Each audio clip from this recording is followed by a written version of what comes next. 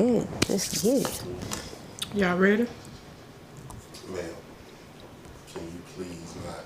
I'm about to put it over there. We can hear it. You know what I'm saying? It sounds like it's It is so sound good. like My this mama shit cooked fire. it. You know what I'm saying? My mama cooked this. It sound Mother like chicken, I know how it go when you eat your mama food, gravy, man. mashed My mama potatoes. biscuits. It sounds like it's good. 'Cause I'm Yeah, definitely that about sound to, like some of my mama biscuits over there. I'm definitely about to Sop grab me it up. some when I'm done. Gotta sop it up. That, Right. that juice, that gravy. All right, we got 30 seconds. I hope your fork break. This shit ain't even cool. I don't know. For the It's fire so you good up. too. Got some chicken. Right. Type shit. That's She look like she want to do that. Y'all ain't got it. type shit.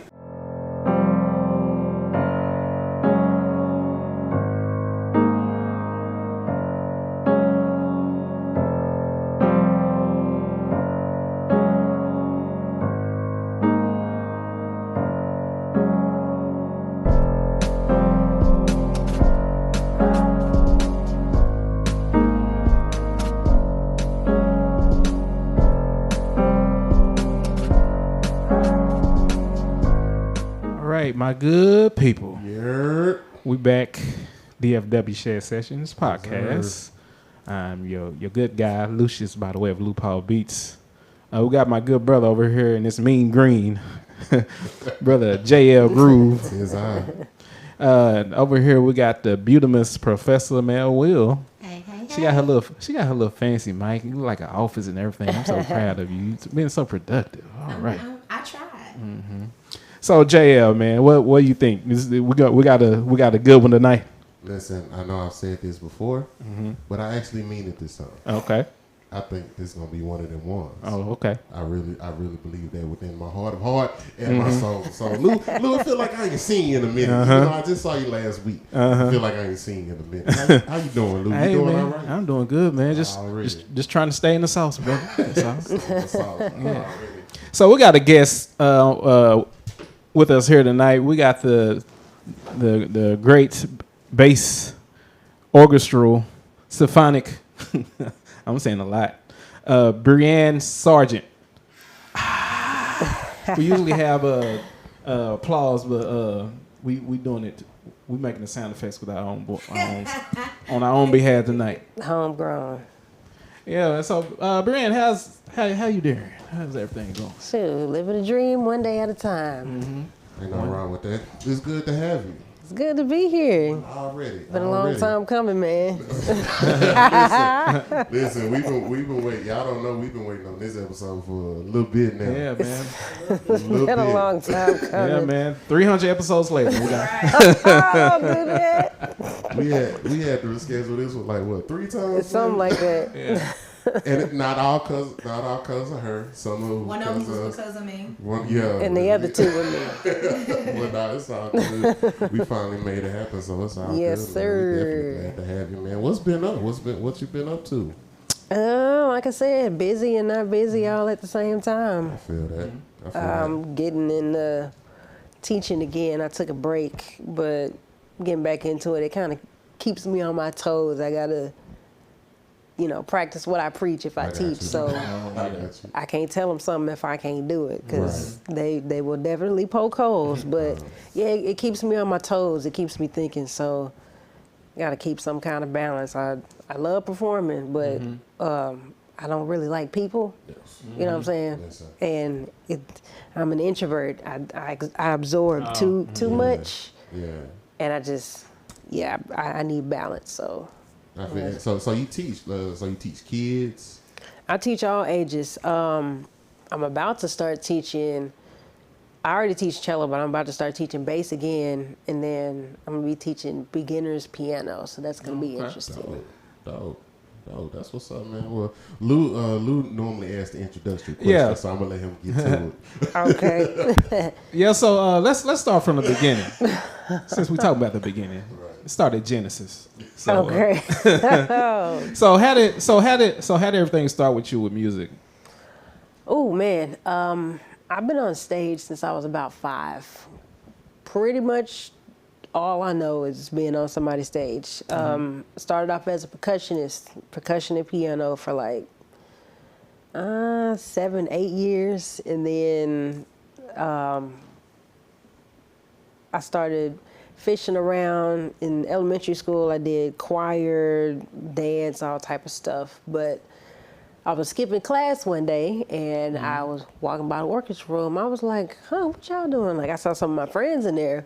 It sounded horrible, because we were kids. Right. But I was like, what's that? It was something else I haven't done yet, at the time, because I had studied piano and I was reading bass and tenor clef. I just wanted to see what else I could play that I could, read along with. And the cello was what struck me, but everybody has to start off on violin first. So I hated it. It was uncomfortable and my fingers were long, but they still are long, of course, but it was too uncomfortable and it sounded like crap. I hated it. But I was like, you know what, let me just blow through it real quick so I could just hurry up and play cello. But it didn't happen that way. They needed somebody else to play cello, so I ended up playing it, and I fell in love with it. But and then bass came around. That's kind of hard to say. Like officially, my last year of college, but I messed around on it a little bit. The church that I grew up at, St. John, they had me playing cello for a while. The first large crowd actually that I played in front of ever was at church. So the bass player. So are you playing cello as a part of the band, or you just No. recitals? No, like like communion or prayer or something like that. You know what I mean? But that was. I was about to say the church band is wild. I mean, some churches are starting to use string players as a part of their core band, which is really cool. I seen a violin shit. I see that most of the time. I see violin more oftentimes than not. I think the first person I remember seeing do that in church was probably Richmond. Okay. But anyway, no, I wasn't in the band. It was like program stuff. Gotcha. And the bass player, he's still there. Rob, he was like, hey, it's the same dexterity. Why don't you try it out?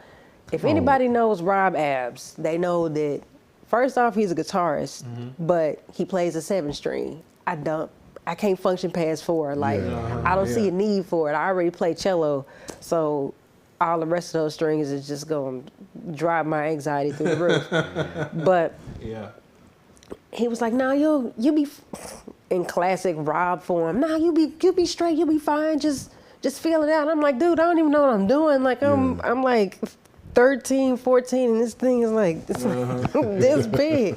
I can barely like get my hands around like 3 or 4 strings." But he would have me, especially if like the service ran on longer, he would just have me come up there and play like the walkout music or whatever, because wasn't nobody paying attention to it at that time.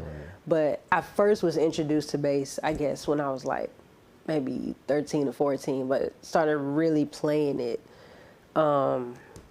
senior year of college, and I've been composing since I was about like 15, 16. So I kind of got my hands in a few things. Shout out to alma mater. Well, technically, I graduated high school from Interlochen Arts Academy in Michigan. I spent my last year of high school there, but I went to Arts Magna here. Okay. So, yeah, I kind of claim too. Both of them claim me, so it's just one of those things. But I'm an arts kid at heart for sure. And then I went to Baldwin Wallace in Cleveland. No one knows what it is. No one knows where it is unless you already have been to that school. It's kind of known for like music theater and early Baroque music. It's weird, but we were me and Roy, we were talking about this at a session not long ago. Like the difference between a a session string player and, you know, just like a performer, like the Nashville string players, that's what they do for a living. Like they have 5 sessions a day. They have a setup at home, and obviously, you know, they'll have a studio situation, but that's their 9 to 5. But those cats, they get those gigs because they use little to no vibrato, like at all. A lot of people think that the big sound on records from strings comes from all of that overly expressive vibrato, and that's not it at all. Like you don't really use it at all. You straight tone, so your intonation has to be on point. Your tone has to be your everything has to be on point, because I'm sure y'all know recording, you hear everything. Of course. Everything you can hear yourself breathe, you can hear yourself think. Right. So that's that kind of, at least that genre within classical music, Baroque, the true form of it is the same thing, like straight tone. You phrase with your tone, you know, you phrase with your timing. You can't use vibrato. They take that clutch completely away. So that really, I'm glad I went to that school, because that really separates how you approach your music. If you take away something, but you still have to be dope, it still has to sing, but you take away an element of that singing to really test, you know, if you're familiar with the music, or if you know what else is going on in the music. I tell a lot of my students, if you want to be a soloist, that's fine. But you still have to learn how to play with other people, because you're not gonna be the only person on stage unless you are truly, it's just you playing a cello or just whatever. But there's still other elements of that. The audience is also a part of the performance, because the room sounds different. If the room is empty, it's extremely resonant. You can hear everything. But all those people are gonna soak up all of that sound. So you have to sell it for real. But like I said, with my college,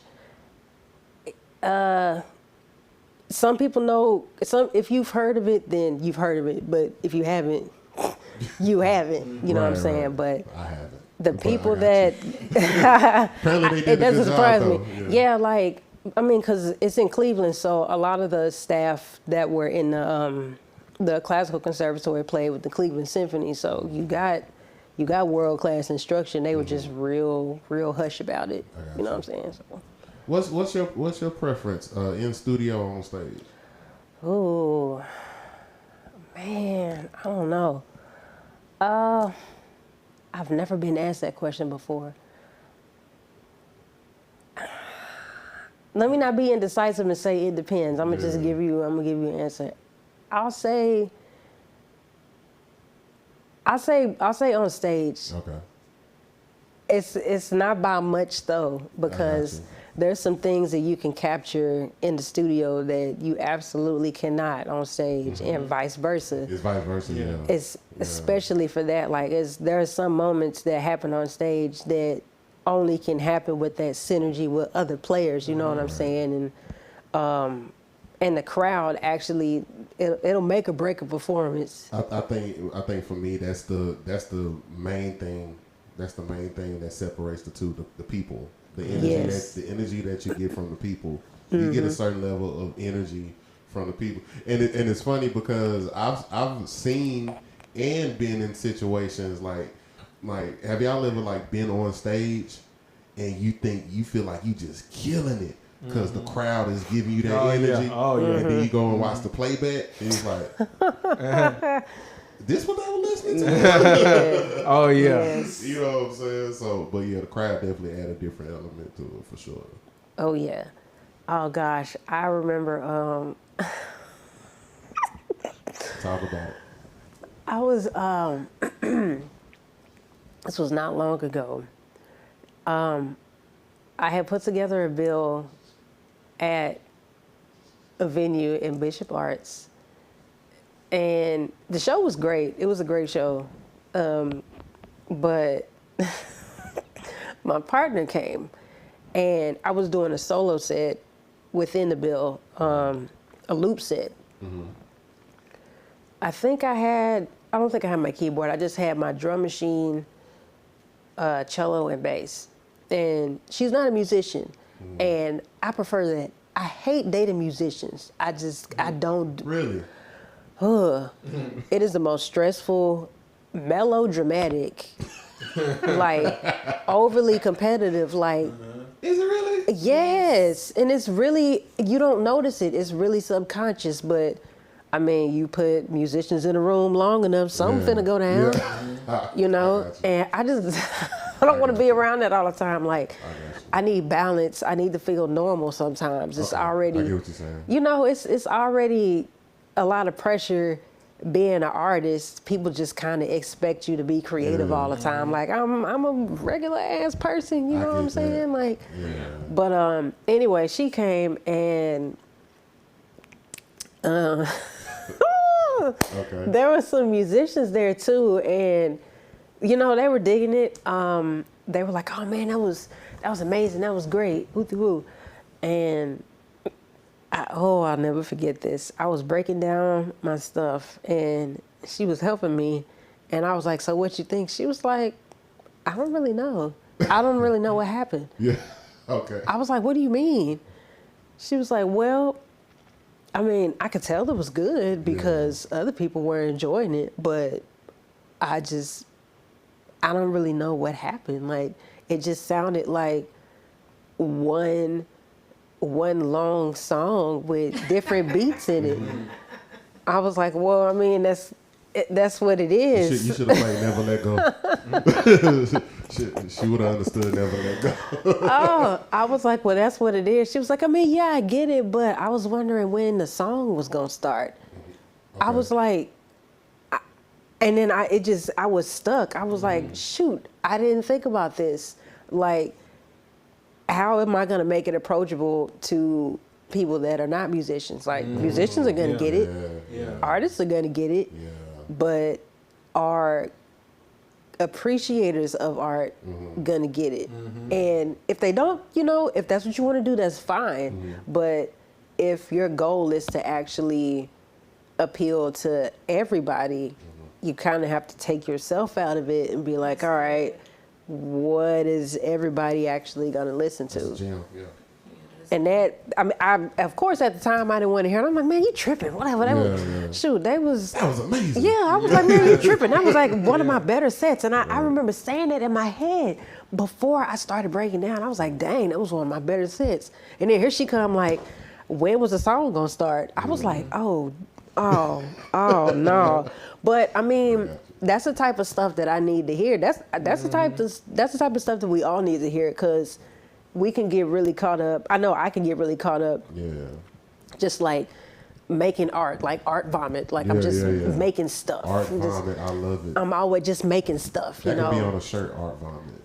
Hey, man. You can put that on a shirt. We can have a little partnership going on here. We scratch each other backs. I'm with it, man. But I find myself getting so caught up just, you know, making stuff, and I forget what the purpose is. Like, if it's for it to be my outlet, which it is, then that's cool. You know, if it's my journal, that's cool. But if it's for a consumer, then I need to make it consumable to everybody. It's not easy. Because there's a difference between making stuff for you versus making stuff that people can absolutely. It's not easy. Yeah. So how do you, because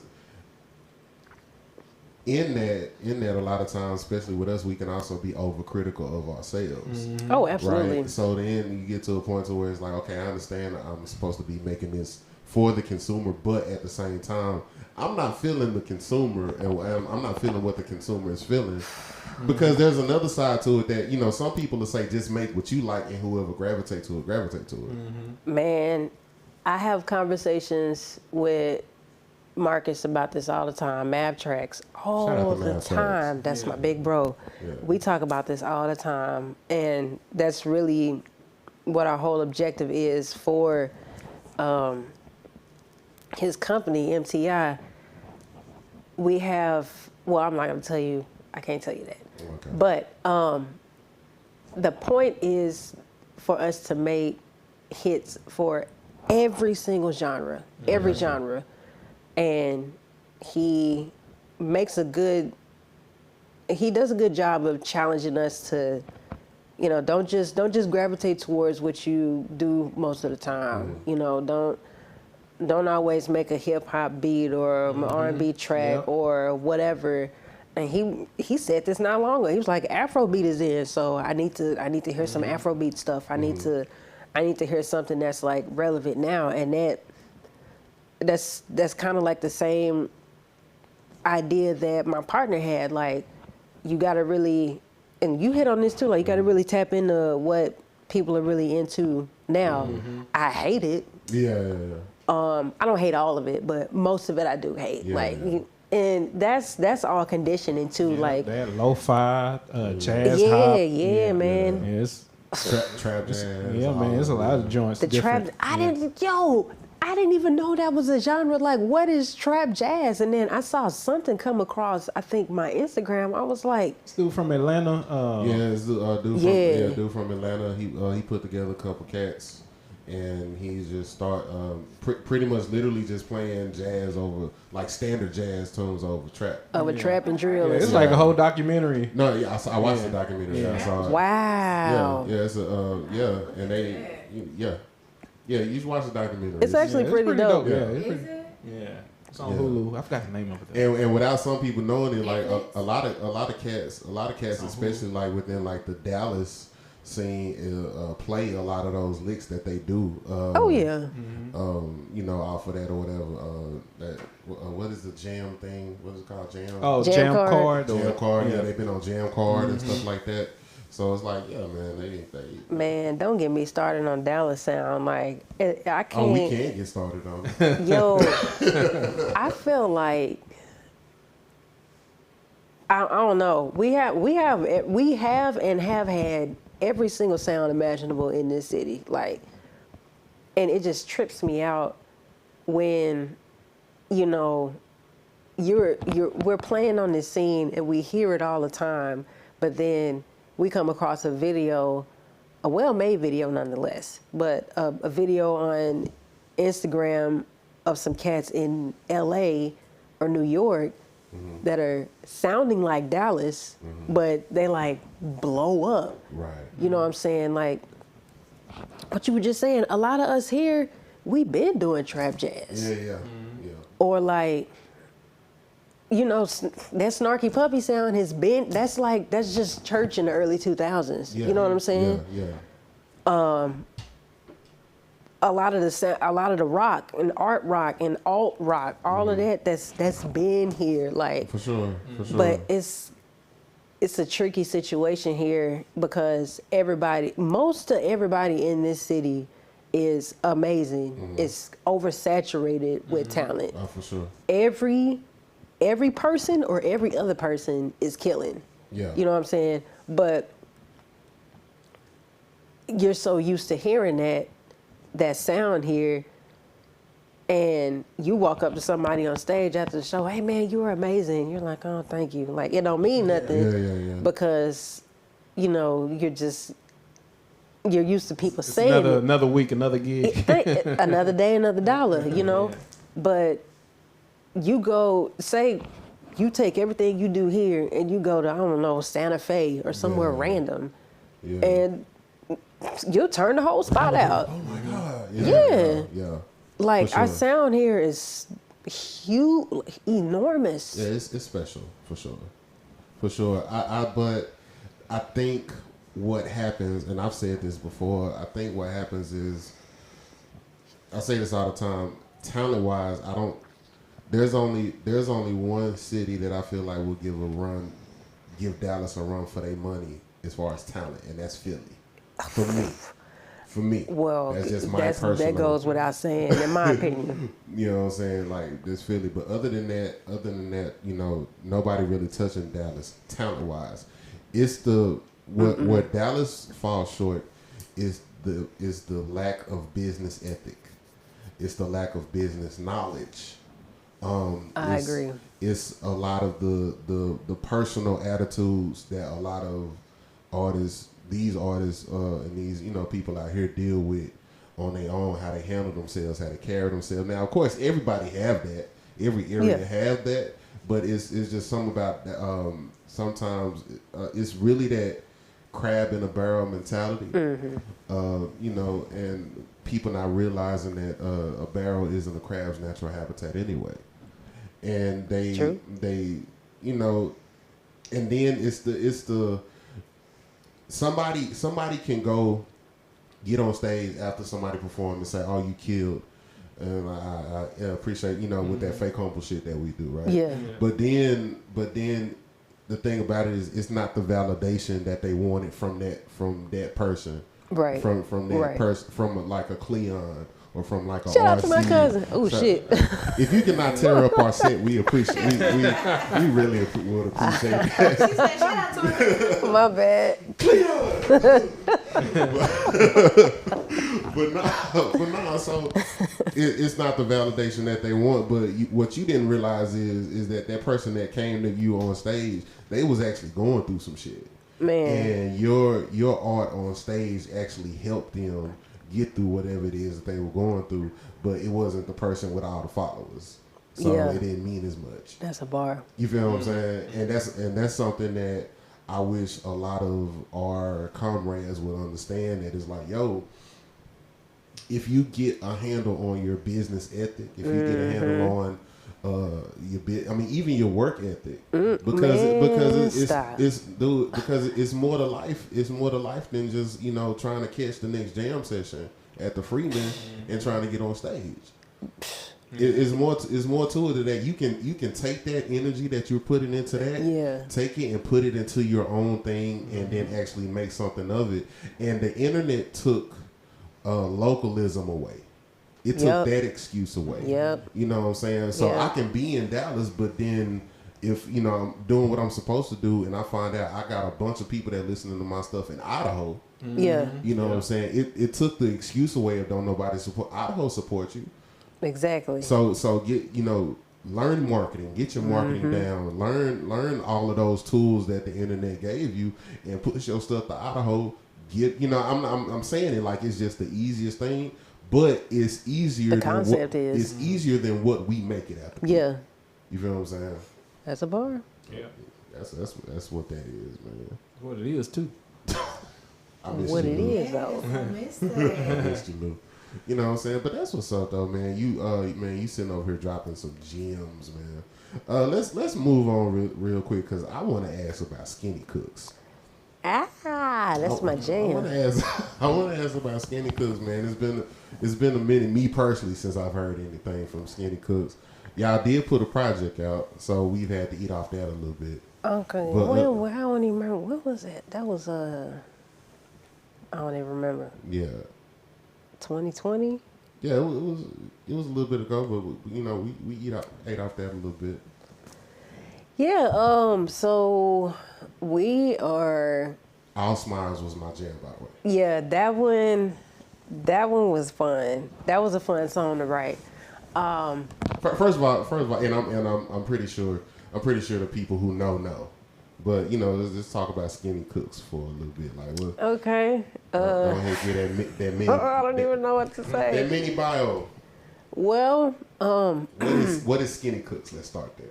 So Skinny Cooks is me and my boy Nigel Newton. He plays vibraphone, and Nigel Newton. Oh. He plays vibraphone, and we both fronted. It's kind of like a Steely Dan situation, like two people front the band. We met, I think, 2012. He was visiting here. We met through a mutual friend, Ian. Okay. Me and Ian, we went to college together. He's from Cleveland, and then he ended up getting a job in Dallas and moving down here. But he was like, "Hey, I got somebody I want you to meet. It's my friend. I think y'all really get along. Y'all kind of had the same style musically, and y'all kind of look alike too." I was like, "Man, please, nobody look like me." I ain't hear all that other stuff. I ain't hear. But it's crazy. Like even my mom, she's like, "Are you sure your daddy didn't have no more kids?" I was like, "Mama, that's not my brother." That's hilarious. Cause my people like to say that me and my goddad look alike. Yeah. And like my godmom, she messed with me and him. She was like, where was you Dwight, where was you around? But no, Nigel is not my brother. So we ended up. So Jeff Lloyd, he used to have a studio on Main Street with Nate Adams called Fairlog. I don't know. That's the photographer, right? Is he a photographer or? I think he played drums. Oh, he played drums. He might, I don't know. He do something. Yeah, he does. The name sounds Forgive me, familiar. Nate, but Yeah.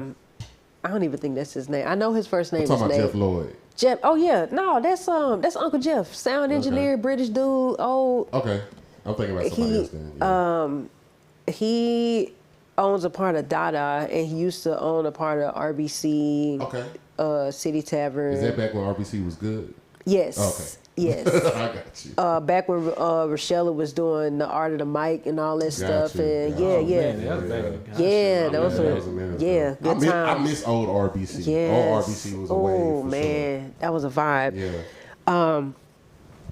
But yeah, he came down here the summer before his senior year, I believe, and Jeff let us just kind of jam there, and it's like I just met him, but it's like we had been playing together for years. I'm like, yo, like how you just know what I'm finna do? And he was like, I was finna ask you the same thing. So Y'all really might be related. we could have been in a past life. Right. But we played for quite a bit that evening, and we ended up writing like 3 or 4 songs just from that session. And I was like, yo, man, you gotta figure out a way to get down here, like for real. And he ended up moving down here, and the first week of him moving here or being settled and us just getting together every night and jamming, we wrote probably like, I don't even know, like 10, 20 songs that week. Mm-hmm. And he was like, we just need to make this a thing, because every time we come together, we come up with something, always. He came up with the name. He was like, it's corny, but it's cool. Mm-hmm. You know, we're both skinny, and then, the corny little, we're cooking up music. I'm like, yeah, that's really corny, bro. But I mean, it's fine, cool, it works, because I'm terrible with names. Right. But all this time, I have not been able to pin down the sound. We've been writing together for over 10 years now, and we have like close to 130 or 40 songs done, which is an interesting problem to have, because we have all this music, but we want to get it all recorded, but we ain't gonna have time to do all of that. But so it's done, it's just not recorded. Exactly, it's done, but it's just not recorded. And we kind of draw influences from several different places, but the writing it's interesting how it works. I hear some internet in there. Yeah, there's a little bit of that. Yeah, I hear some of that. And it's always fun to hear what other people hear. Yeah. We've heard that. We've heard the internet. We've heard somebody said not Steely Dan, Stevie Wonder on cocaine. That is funny. Definitely Steely Dan, Sade, Michelle DeGiocello, Badu. There's this one, I guess you can call them rock as a general genre. Stereo Lab, we've heard that. Radio, like all kind of stuff. Radiohead, but I'll take a little bit of. it depends on the song, and it depends on the set. Like sometimes depends. we can build a set with all pretty much R&B feeling songs, or all pop, or all jazz, or electronic, or experimental. Like it's kind of all, or hip hop. Like all of that's in there.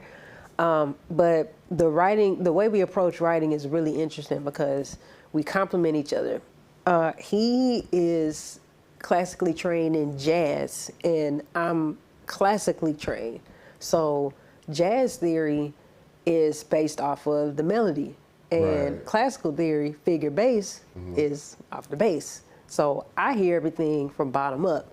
He hears everything from top to bottom. Yeah. So That's a good compliment. It is. It works. That's peanut butter and jelly. It works because it's a balance. Exactly, because where I will bring him something with, I have a fire-ass, like, drum and bass and some chords, and I'm like, man, I cannot come up with a melody for the life of me. I'm mulling over it for a week, and he'll just be like, oh, doop, doop, doop, doop, that's it. And I'm like, damn, I've been trying to come up with something for like a week. Just like that. Yeah, and then he'll have a melody. He was like, man, I cannot come up with a bass line. I'm like, oh shit, there it is right there. Like, it's right there. It's easy. Yeah, so it's awesome now.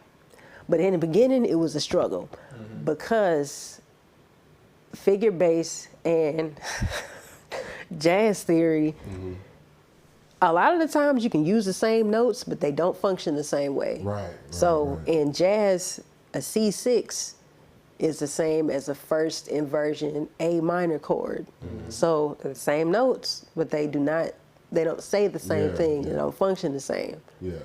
So whenever he would write, like, he would give me some sheet music and I would see a C6. I'm like, what the hell is a C6? Like, do you mean, because the abbreviation for a first inversion chord in classical theory it's called, say you have a first inversion, I don't know, whatever, C major chord, it would be, the figured number on the side would be 6-3, but you can take the 3 off and you can write 6 and you would still know it's a 6-3. So if I see 6-3, I'm thinking, okay, it's this, but in jazz it's the other thing.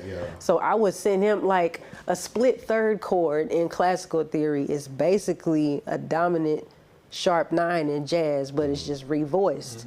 So I would hand him something that'll say, I will never forget this. So the way you notate a split third is, you have your letter, like C, whatever. You have C, you have your chord, and then you'll have a 3, and then an exclamation point next to the 3. So I hand him that. It's like, what the fuck is this? I'm like, you don't know what a split third is? He was like, dummy. He was like, what is a split third? And I would play it for him. He was like, what in the hell is that? And he would keep playing. We're like, oh, if you revoice it, it's just C7 sharp 9. And I'm like, okay, like, it's a sharp 9. Like, because we didn't go that far in classical theory. We kind of stopped at 7th chords, and that's when it got to jazz, the forbidden territory. You don't touch that when you play classical music. That's so funny, man, with those theories between jazz. Yes, sir. And because I remember taking my college days, taking theory class for, like, classical music. It messed you up, didn't it? And it is certain ways, especially being a musician playing in church, where these certain like trying to the idea of playing gospel chords and then theory with classical, like, I remember we had to, like, write out, like, certain chords, like we write music, and I think I had something wrong. And, like, the chord can still fit, but, like, you can't do that because that's parallel fifths. Yep, exactly. It's like got to be structured. The part writing rules. Yep. You show right. And then, come on, nerds. I'm so glad you said that. I'm so glad you said that, because when I would call myself writing jazz tunes in college, I'm trying to apply classical theory to it, but the rules aren't the same. I'm like, okay, I can't have parallel fourths, I can't have parallel fifths, I can't have parallel anything. But in jazz, you can really do whatever you want. Yeah. And I wasn't used to that. Yeah. You were like. I mean, I still kind of struggle with it. Not really with bass. It kind of, speaks for itself. But with cello, you share a few roles. You can play either the melody, you can be in the middle, or you can play the bass. Because in orchestra, the cellists and bassists, they're in the same section. So we're really just playing bass, but on a cello. But then sometimes we'll double the melody with the first violins, or we'll double the melody with the flutes, or we'll share harmony with the violas or second violins and stuff like that. So it's an interesting struggle to have, because I know where everything is, but having to, like, pick a role that's hard when I'm like doing a jazz set on cello. You know what I'm saying? I can go from, especially when I'm asked to solo, like, oh man, it's hard for me to focus. I don't know how jazz musicians do it. I guess because, you know, because they say fuck it. That's why. Well, yeah, that's true. That's true. That's true. That's true. That's you don't have enough fuck it in your system. That's true, but that's the funny part. I do though. Do you really? I do. So I mean, but let me ask you this. Do you think that classical musicians act like they're better? I know they act like they're better. That's why I don't play in orchestra anymore. It's funny you say that. It's like they act like. It's funny you say that because the company I play with, we did a gig. I did a gig some months ago. I already know who. I'm not gonna. I already know who it is. I already know. Ooh. Who does not? Who? I think I'm the only one in Dallas that don't play for that company. Yeah. Bro. Well, hasn't. Yeah. Well, anyway, so there were string players on this gig. I'm a part of that company. Okay. I was. If we're talking about the same company, but. Shaka Khan. Probably so, because Shaka Khan. Yeah. No, that one is understood. I'm talking about the other company that was in a partnership with Shaka Khan for a while. But anyway, I already know the whole vibe of what you finna say, but just go ahead. Yeah. So anyway, bask in it. So She said bask. So there was some string players that was I don't think that was with the company that had their own. It was outside of us or whatever. But that's what she's talking about. Yeah. But one of the horn players had went into the I guess their area, and they had like kind of funny or weird with him. Oh no! Because he was, I guess he was in their space or something about the music. It was something he said, and then like he had some words back with the lady. Like I know, like it's like he was giving them game on like whatever music they had. Yeah. Like because they was acting kind of I guess stuck up or whatever. He's like, we got a Grammy too.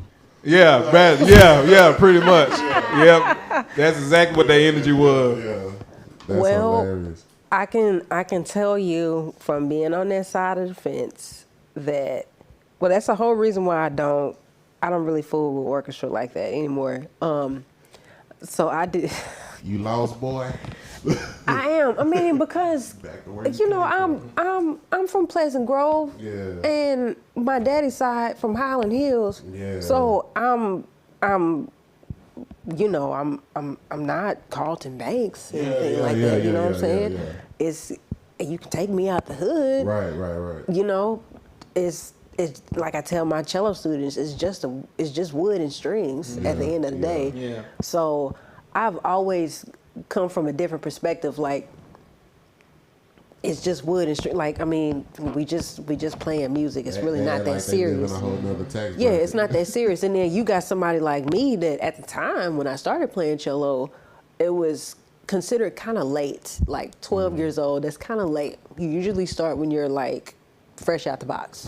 You know, as soon as you start walking, here's a violin, go conquer the world. But here I come, you know, I come in at 12 and I'm blazing, and, you know, some white folk didn't like that. And me coming from the type of areas that I came from, I didn't care. Yeah.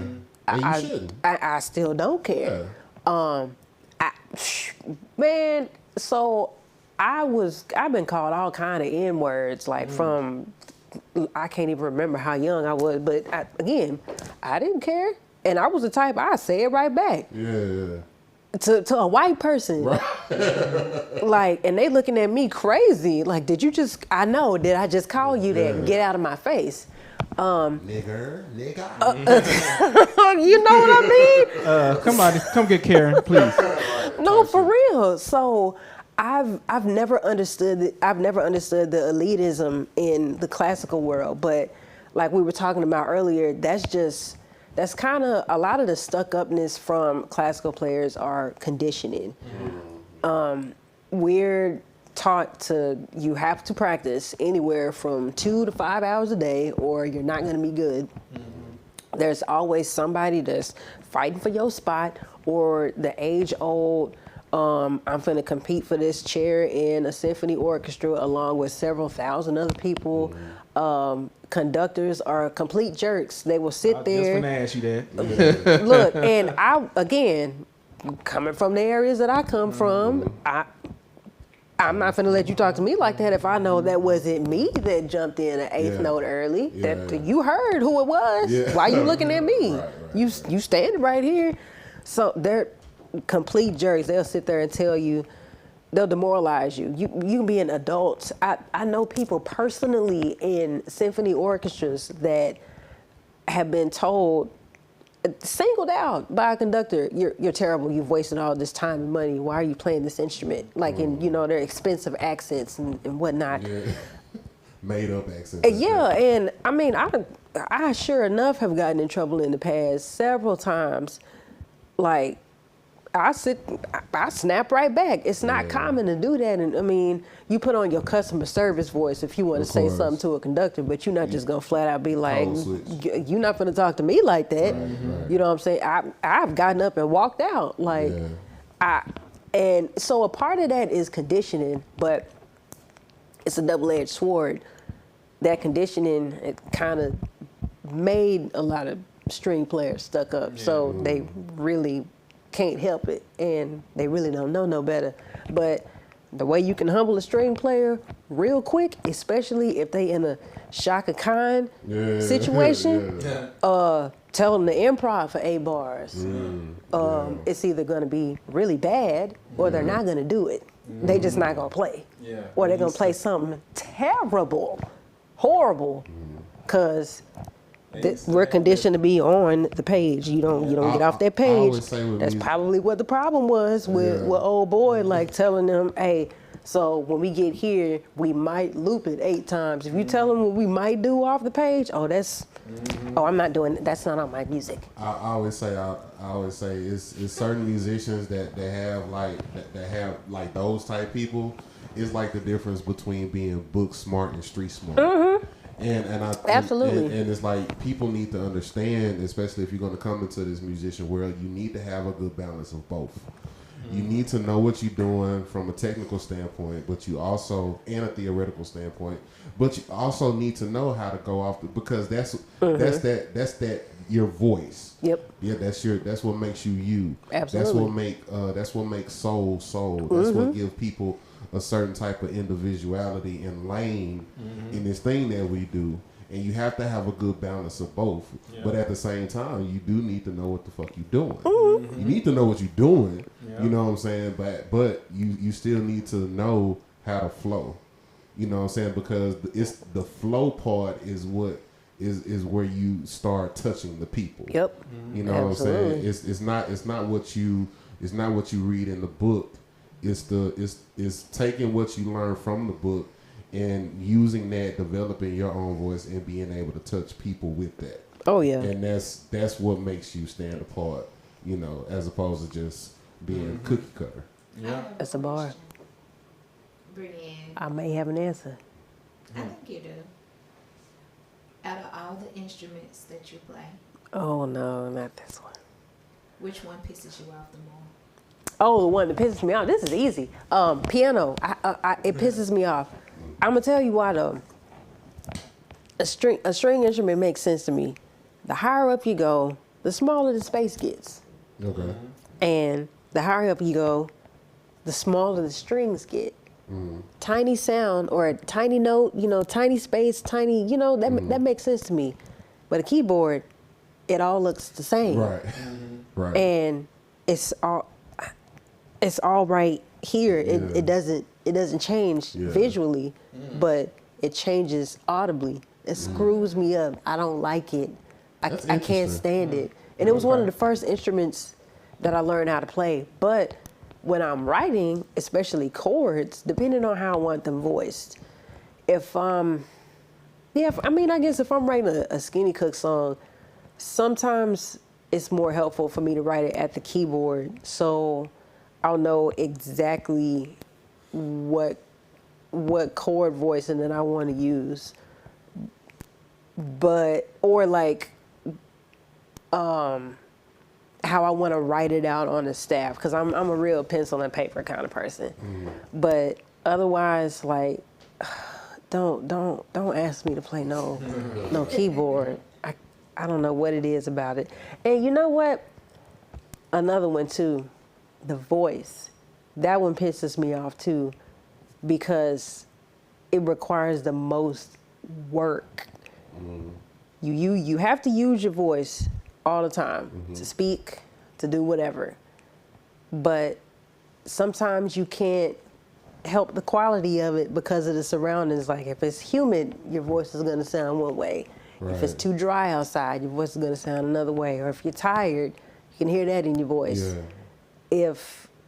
If you're sick or whatever, the human body is like, I appreciate the human voice. I appreciate singing, but it's really the most annoying. I think it's because it's the hardest thing for me to do, and I'm lazy. But you do it well. I was about to say, I mean, you do it well. You're perfect. I mean, you know, with that vocal work on the album. Well, I mean, I appreciate you saying that, but I mean, you know what kind of city this is.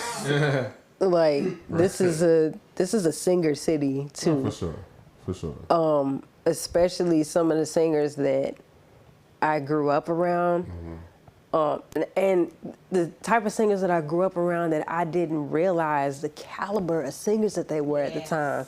So my dad, Greg, most people know him from preaching, but a lot of other people, like the musician community, they know him from being a musician. He was one of the coldest drummers in Dallas in the 90s. Yeah. That's how he knows Gino, Sean, like all of those dudes. Sput, like he took lessons from Miss C. Wright. So he has a lot of respect for musicians in this town because he was one of those dudes. Yeah.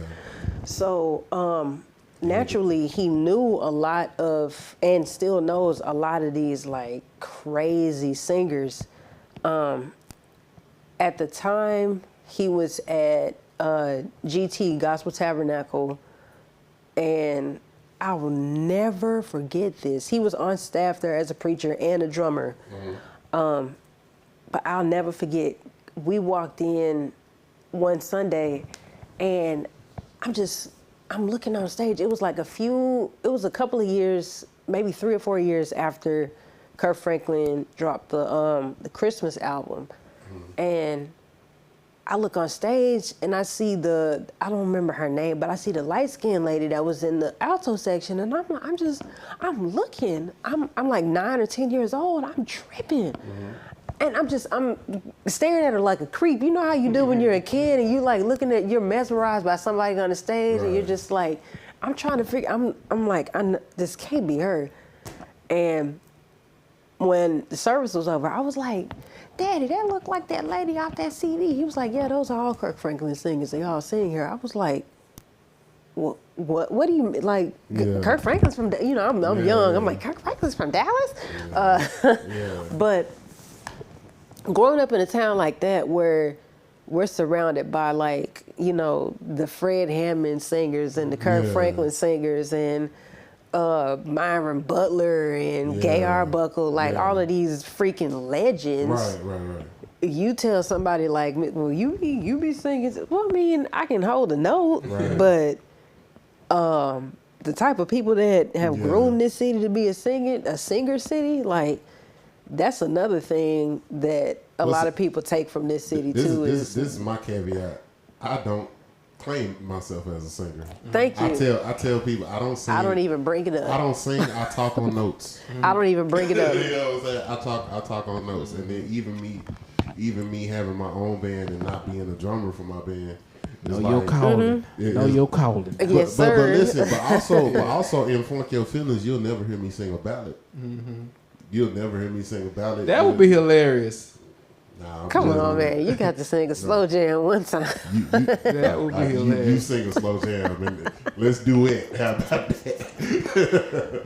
No, and so that's why I hire background singers whenever we got a ballad on that. Hey, man, or if Mono Neon can do it. Oh, DJ. While you playing Shout out to Mono Neon, by the way. He has his own version of Dark End of the Street by Otis Redding. Mm-hmm. Freaking love it. Yeah. It I love that dude. Every time he come to Dallas and I can catch him. I don't know. So I've never like met him personally. Oh, he's great. But I assume he is. But I was playing at the Freeman one time. On the small side. As a matter of fact, I think this was before the big side was finished. Yeah. And I was playing at the Freeman, and one of the homies actually brought him to the Freeman. He just because I think they had a gig somewhere in Deep Ellum, trees or some shit or something like that. I really felt like he was taller than what he was. I really felt like he was taller than what he was. He's like, I can't remember how tall he is. He's like 6'1". Yeah, he's 6'2". No, he's not. Well, he's close to 6 feet. I'll say that. You sure? I think he's so. Kinda tall. You sure? Yeah, I think so. I know he's taller than me.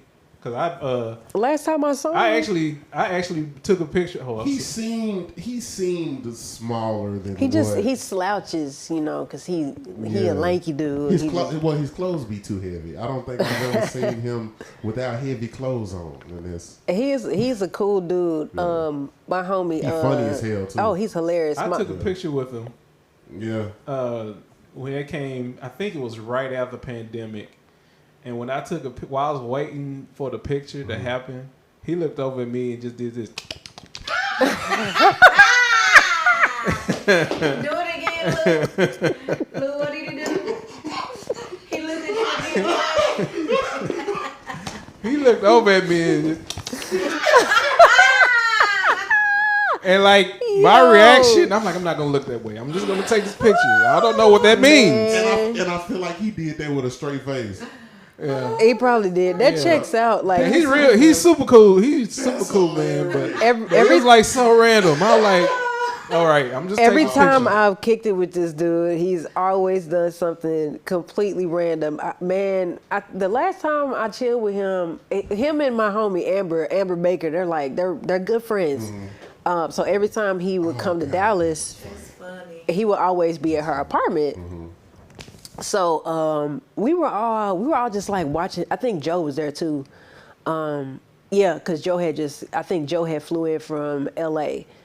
So it was me, Joe, Spice, Roy, and Amber. We were I don't remember what we were watching. Probably something churchy, knowing Joe. He always watching some church YouTubes. And then DJ Mono, he comes, and Spice was cooking. She always cook. And the food was ready. We all ate and everything. He didn't really eat that much. And it got quiet for a second. And then all of a sudden, he was just like, man, I'm clean, dog. I'm clean, man. I'm clean, man. Clean. And then he just sat down. Yeah, you do that. A lot of the videos be one of them quilts. Okay, so I gotta ask this. Because I know a lot of times, we play a character, right? Uh-huh. We develop a character and we play that character. Does he dress like that, like in no cameras, no gigs? Yeah, he does.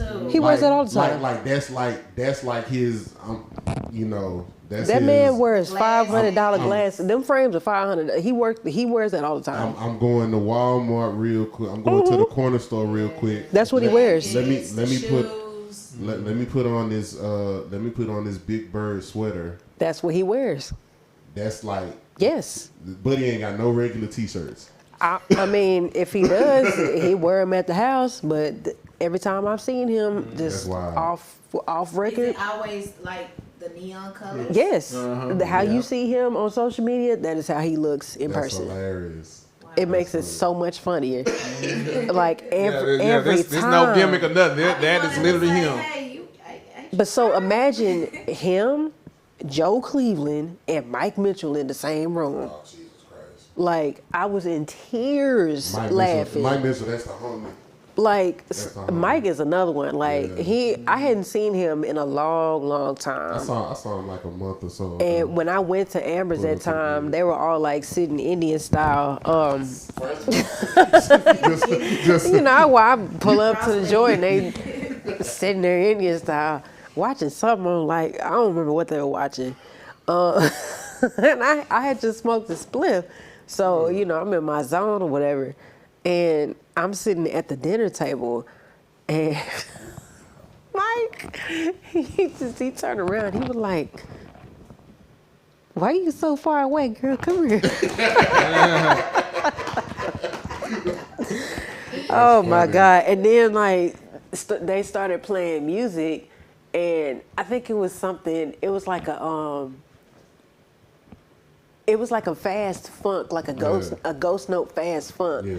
But Mike's crazy ass, he was up dancing, but he was dancing to it in like a slow waltz.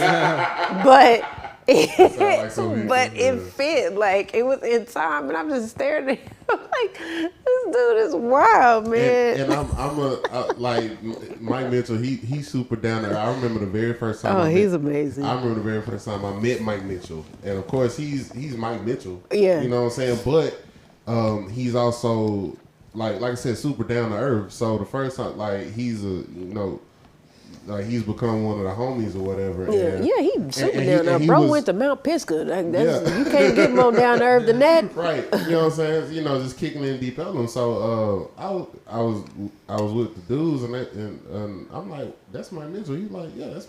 I was like, oh shit. So he came over there. He dapping everybody up. And, you know, he get to me, he was like, hey, what's good, man? I'm like, I was like, hey, man, what's good? Hey, just want to let you know I'm a fan, man. Appreciate what you're doing out here. You a dope drummer. He was like, yeah. I'm trying to give this dude his props or whatever. He said, yeah. But you know and that what? was our very first encounter.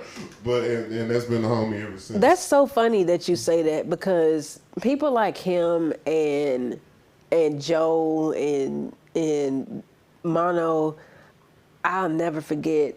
We were all kicking it, me, Mono, Amber. I think it was just us three, and he was just like, we were just talking, and he was like, man, you know, sometimes I just want to feel normal. You know what I'm saying? Yeah. Like, people that are that genius level, it's work to get in, work to stay in. And sometimes, like you said, are you playing a role? Like, sometimes you have to when you're that level of genius, because you crack the code. Like, you got all the consumers.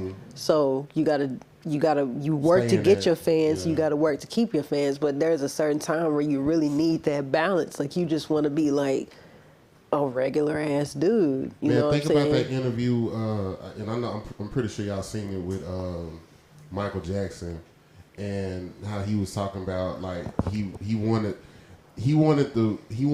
a sense of normality. He went and rented out a grocery store. Like, yeah, that's a normal thing to do. He rented out a grocery store just so he could, and he rented out a grocery store, and he hired people to act like consumers, just regular people shopping, just so he can have the feeling of shopping without that attention. He bought a grocery store for a day, just so he could be in there shopping, and hired actors. Just kind of money I need, goddamn. You know what I'm saying? But like, do you know, like that kind of money? You know what I'm saying? But at that point, man, I mean, yes and no. You know? So I think I've said this before. I was on YouTube one day, and I do this thing where I tend to go down a rabbit hole. I look up one thing, and then it just turns into something. And I don't know, this particular night, I wound up coming across it's this thing called Paparazzi versus Celebrity. Yeah. And it's like, so like it was this one, like Miley Cyrus, like she came to this car and she was like, yo, listen, please, not today. not today. I said I'll let y'all take some pictures. You're sitting in front of my house. I don't like it. Excuse me, please, not today. It was another one where Kim Kardashian, they had just had their baby, and she was walking, and this swarm of people, and like almost tore it, like pushed her up against the wall. It was another one, like this couple, I forget what celebrity it was. They had just got off the plane. It was like super late at night. Just got off the plane, holding a baby, flashes, like all of that stuff. And then it was another one where it's like, I don't know who it was, but like he was trying to get the camera in his face. And the dude was like antagonized, like, don't touch me, I'll sue. I think I'll I've sue. seen that Oh, one. man. And it's like, he got to the point, it's like, is that what celebrity? And then, you know, you watch TMZ, they just walking. Yeah. All of a sudden somebody, hey, how do you feel about it? It's like, bro, like, I'm trying to get me some Wendy's like you. exactly. Like, So it's like it get to a point to where, excuse me, get to a point to where I decided there's just a certain level of celebrity I don't want. I don't want any of it. I want the money. I want. It's like I want to be that person in the background that don't nobody know. Yeah, just give me the money and You I'm know what I'm straight. saying? Let me do my job and get my bread and I'm good. Even to the point to where I'm like, okay, I want to be that person that's able to say no. Oh yeah. I want to be that person that's able to say, you know, like the celebrity, they have to ask me, can they or can they not? You know what I'm saying? At one point in time, I was focused on being the coldest drummer in the room. Now I'm more focused on owning the room. Yes, sir. You know what I'm saying? And Your then, priorities change. yeah, you know what I'm saying? Like, especially when you see stuff. And so it's like, on one end, you know, we judge these celebrities for quote unquote going crazy and it's just that and the other. But then it's like when you see what all they got to deal with, it's Yeah, I don't want like a certain type of person. Yeah, they're gonna go crazy. Yeah, I don't want that. Yeah, and it's like, man, I'm good on that, man. I'm good on that. I'm good, too. Man, listen, this has been a super dope conversation. Agreed. Dope conversation, man. Yeah, man. Agreed. We got Brianne Sargent in the building, sitting up here chopping it up with us. We're going to take a real quick break, and then we're going to come back because we're going to deep dive a little bit more. You know what I'm saying? But for the most part, we appreciate you so much for coming For and kicking it sure. with us. Like I said, this interview been a long time coming. Long time. Lou, what you got? Man, I gotta go. To the bathroom. Already. Well, listen, this is DFW Shed Sessions. We're going to be right back with you. Don't go nowhere. Don't bust that nut just yet. Oh my God. We'll be right back.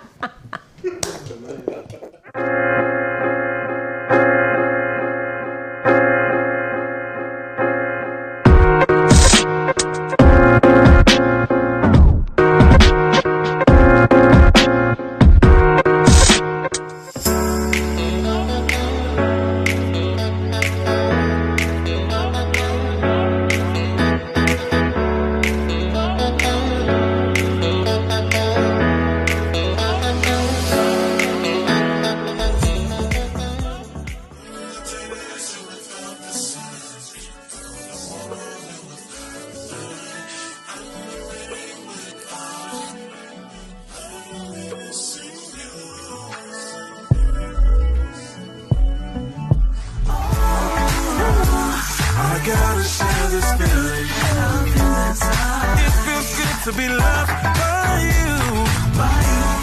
It feels good to be loved by you. It feels good to be loved by you. It feels good to be loved by you. See, I'm a photographer. You feel what I'm saying? So if they say a picture is worth 1,000 words, it's my job to make sure they hear every last one of them. I got you.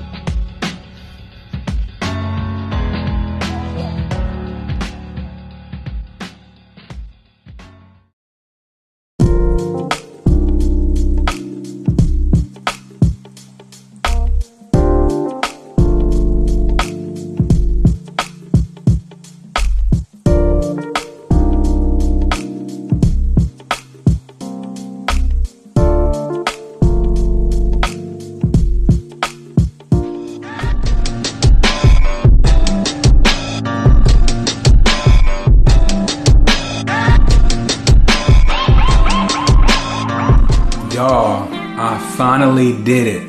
I finally finished my first ebook, From Overlooked to Overbook, the blueprint to a successful career as a musician. Y'all, I poured my heart and soul over this ebook, compiling information from many years of experience that I feel would be beneficial to anybody who's looking to level up their career as a musician. I got so many topics on there, 10 different topics on there, talking about EPKs, professionalism, the gear to use. Go over to my link in bio, check out my ebook, follow me as I give more daily tips in regards to this topic to your future.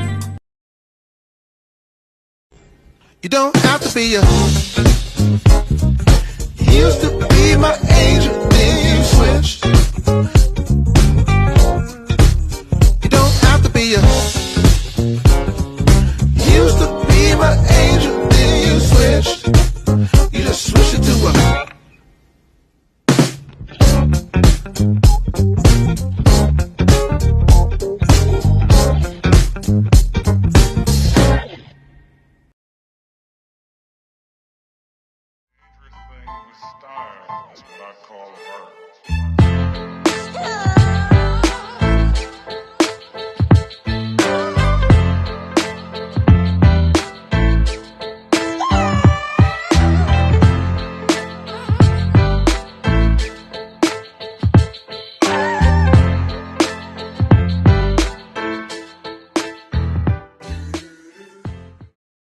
Finally we're here, and this is not a dream. It seems We here, baby. so Safe. real. Finally we're here, and this is not a dream.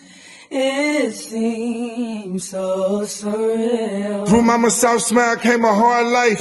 Became a lost child as a part-time. Devil talking, telling me. You should know pleasure, seeking, dreaming, mystical, Pisces do it better. No matter the weather, baby. Before you fall in love with all this icy, you should know my love is deep, deeper than the high sea. It's deeper than the high sea. Stepping with me, better step close. Magic, oh you got the magic, I cannot imagine, magic, girl you got the magic, I cannot imagine, yeah, magic.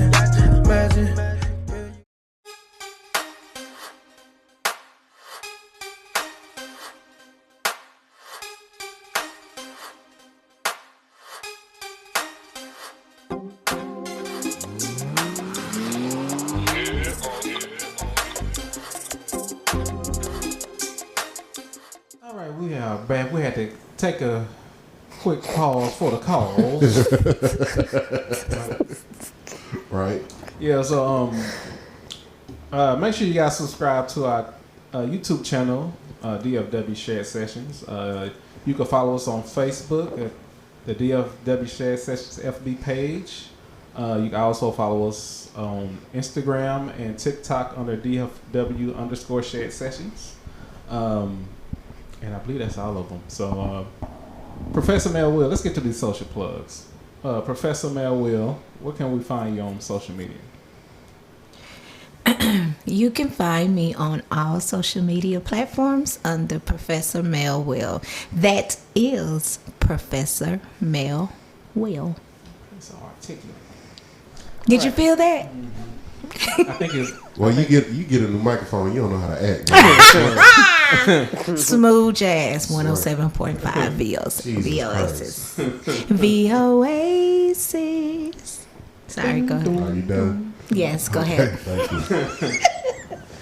My good brother, J Yes, Ell sir. Groove, where can we find you on social media, my good Man, you can find me on Facebook, J Ell Groove, Instagram, who is J Ell Groove.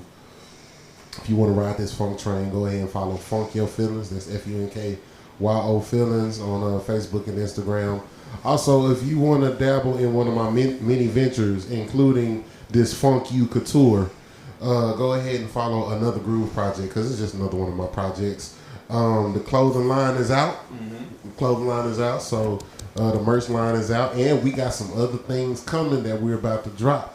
You know what I'm saying? We might have to drop a couple, you know, maybe some shot glasses or some lighters, or you know what I'm saying, something like that, some fanny packs and stuff like that. So be on the lookout for that. But the clothing line is called Fifth Level. Fifth Level Drip. So yeah, man, we doing it. So Another Groove project. Also, you know, photography, videography, merch, marketing. Anything like that, just holler at me at Another Groove Project on Facebook and Instagram, and we'll get you right. Boys, bees on it. What about you? Whoa. What about you, Lou? I didn't know what you finna call me so. What about you, Lou? Where can we find you? You can find me on TikTok under Lou Paul Beats. You can find me on Instagram, Lou Paul Beats. I have a couple of YouTube channels, Lou Paul Beats. Also, I do have music out and available. You can find on all music streaming platforms. You put in Lou Paul Beats. Got some nice, chill hip hop instrumental music. And also, another little thing I want to point out, we also do have DFW Shed Sessions. We do have a Zelle. Yeah. If you guys would like to partake and help this thing grow and donate, just go to dfwsheds@gmail.com. Also, you can check out our website, dfwsheds.com. We got to get water for the guest people, and we appreciate you if you you know, just go ahead and look at your neighbor and say that ain't much, whatever that is. Hey, bye. Look at your neighbor and say that ain't much. Yeah. You know, so we've noticed that all beautiful people donate. So if you ugly, keep your money. No, if you ugly, give your money as well. You will become I don't beautiful. discriminate. Hey, I do not discriminate, You brother. will become beautiful. You like still ugly green. money? Short, tall, ugly, pretty. Right. It's You got all extra. Big, fat. Oh, Hairy, wait, that's the same thing. non-hairy. Big, skinny. That's hilarious. You know. Yes. Oh, so Miss Brianne Sargent, where can we Yes, sir. find you on social media? Why did you say it, Brianne? Sargent. I don't know. It's. I think it's the sergeant at the end. It sounds like it should be. Anyway. Yeah, and it's a very extra last name. Come with a lot. Facebook, Brianne Sargent Music. Twitter and Instagram, Brianne, which is BREE_AHN, which is the phonetic pronunciation of my name.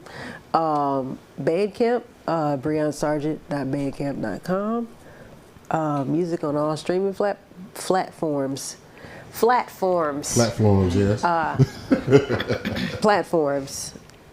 Yeah, Brianne Sargent. There it is. So let me, because we've been saying Brianne. So it's Brianne. Is Yes, Brianne? it's Brianne.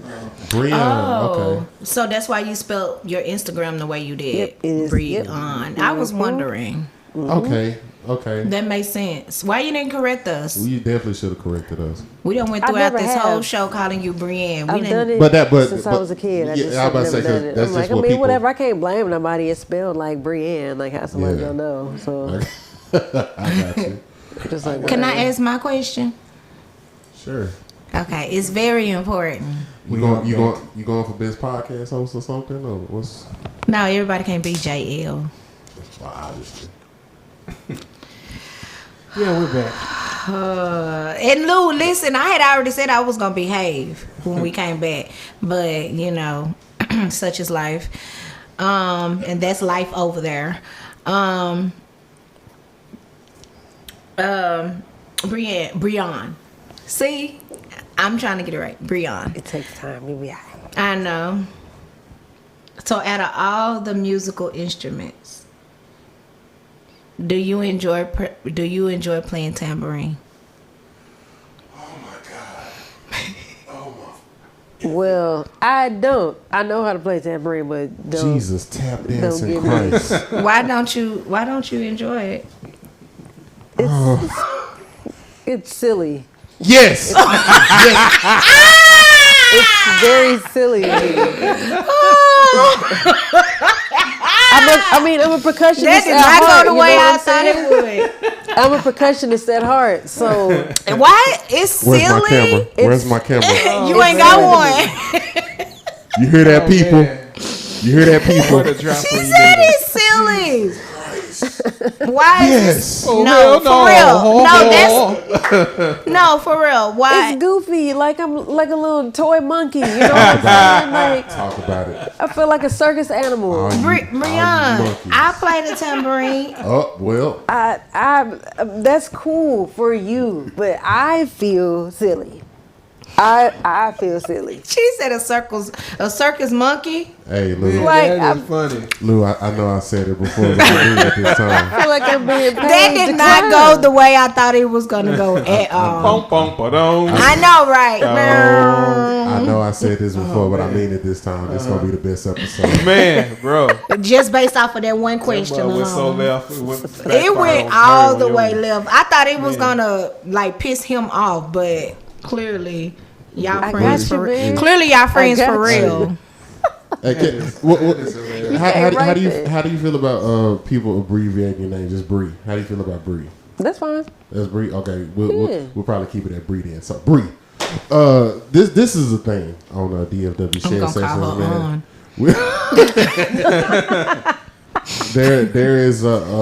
There's a war against tambourine players. They must be stopped. It's you know what, and it's only a war with him. Everybody else appreciate It's us. Definitely not just me. He made a whole Facebook They- post they- about us trying and to everything. start Did you that. see it? They must be tambourine players have gotten out of control. Tambourine players have lost respect for their boundaries. I'm gonna tell you why it's silly to me. Okay. And I really need to get this off my chest. Like, Talk about it. so it's silly. Talk about it. It's a silly instrument when you're able to play it proficiently. Like that is the weirdest thing to be able to do like really well. Like play the you know what I'm saying? Like that's the weirdest thing takes to be practice, really you know? good at. But then like even if you're bad at it, you just and it sounds really, really, really bad. And it looks really bad too. Hey, so it's even sillier than Bree. like both extremes are extremely Bree, silly. do that and again. I just can't deal with How do it. you How feel? you do it again? I've seen that before. I'm like, what you fanning? Bree, you know you played the tambourine when you was younger. I hated it. Like I may have done it like I was one of them. Like I'll go like that, and I'm not doing it. See, for me, the interaction that I had with tambourine was I was a kid, and I would take two pencils or two pens and put it like that, and I would play it like that because I'm trying to mimic the drummers. Yeah. You know what I'm saying? So it's like that's the only credence that I give to the tambourine myself. I can see that. It's not Lou adores it. it's not the tambourine, it's the people. Just like Cowboys fans, it's not the Cowboys. Okay. It's the You must people. be an Eagles fan. He is. Absolutely. And it's very disrespectful. We How got does the it cut feel? right now. Not being It's number all right, 'cause one they in on the couch, NFC too. East. How does it feel for both of us to be on the couch? It don't matter. We ended up number one and number two. So how does it feel? How does it feel to get that far How and does it have feel? How does it feel to get that far That and our have? conference still sucks. How does it feel to get that far and have nothing to show for it? Look, man. That's look, hilarious. A I good tell tambourine people, solo would be great right there. it might as well have been. Like, Dak might as well have been throwing a tambourine. Yes, Dak is Bree, definitely a don't tambourine be player. would be used for disrespectful. Because, look, I tell people all the time, the problem is the owner. Absolutely. You feel me? Like, he Absolutely. fired Jimmy Johnson. You GOAT. have to be The smoking GOAT. the best of the best. All because of your ego. Yeah, you didn't like that. You didn't like he was winning his way and it wasn't your way. Like, that's the problem. So the Cowboys are going to continue to do this until old boy go on to glory, Yeah. or somebody else by some act of God gets it from them. They're gonna have But- to have a cool 100 mil. That's a 80. We look. Nah, more than that. They almost looking at stay up They have to be willing to pay double what it's worth. We gonna be in this loop forever until For real, that changes. it does seem like a timeless loop. Yeah, so no, but bless your heart. Oh well, now that the tamarines have been disrespected, Can I tell my recent tamarine story? no, you can save it as a gig tale. We have. You know what? We'll save it as a gig tale. We'll save it as a gig tale. But we probably need to make a segment on the show called Tamarine Chronicles because I have one every week. And this last one was wild. Boy. You know it's bad when a trash tamarine player walk up to me on the drums and says, "Ooh, child, I had to stop because Mother Johnson tamarine be throwing me off." Did you really say her name? No. The mother. Yeah, Mother Johnson tamarine be throwing me off. But I'm like, you trash too. You mess up stuff too. I just love them ones, boy, when they want to talk about how trash the other person is and they really not. Have you ever seen somebody throw a Baptist fit and still playing the tambourine? All the time. I mean, that's kind of what playing the tambourine is anyway. It's just the elongated Baptist Very fit. loud. That's very disrespectful. High frequency Baptist fit. That is very disrespectful. An organized Baptist fit. When the music go out, who carry y'all? Oh, man. Nobody. We do. We carry y'all. Nobody. Y'all not carrying nothing. I know I got a witness somewhere. It's like this. When two people is moving the couch, and then somebody is holding a pillow, that's how much y'all carry it. Somebody is behind us holding a pillow. So Carry on. I got the pillow. Carry on. I wish I could help. No, you good. You spoke the truth. It's about time we had some truth here on DFW Shed I wish I Sessions. could help. You can get out. Disrespecting us. But now, man. So, Bree, you remember the first time we met? Yeah, it was a so far joint, wasn't it? With Mr. Corey Paul Breedlove. Corey Breedlove. Boy, you got the oldest name of all time. I just want you to know, when you watch this, your last name is real old, bruv. Corey Paul Breedlove. Yeah, man. Love you, man, though. Yeah, man. So, first of all, I like that whole. Have you ever done one of those so far sound things? Who? So far sounds. Okay, so long story short, and I wound up finding out like the history behind it. Yeah. And it's pretty much it's like these dudes from overseas somewhere. They used to go out and they like live music, right? But they hated going to live music venues, you know, stepping on your shoes, you know, bumping until you spill a drink on you, whatever. So what they started doing was they started hiring bands to come to like the crib or whatever to play. Just for them and a couple of their friends. They made it real intimate. And then somebody was like, this is marketable.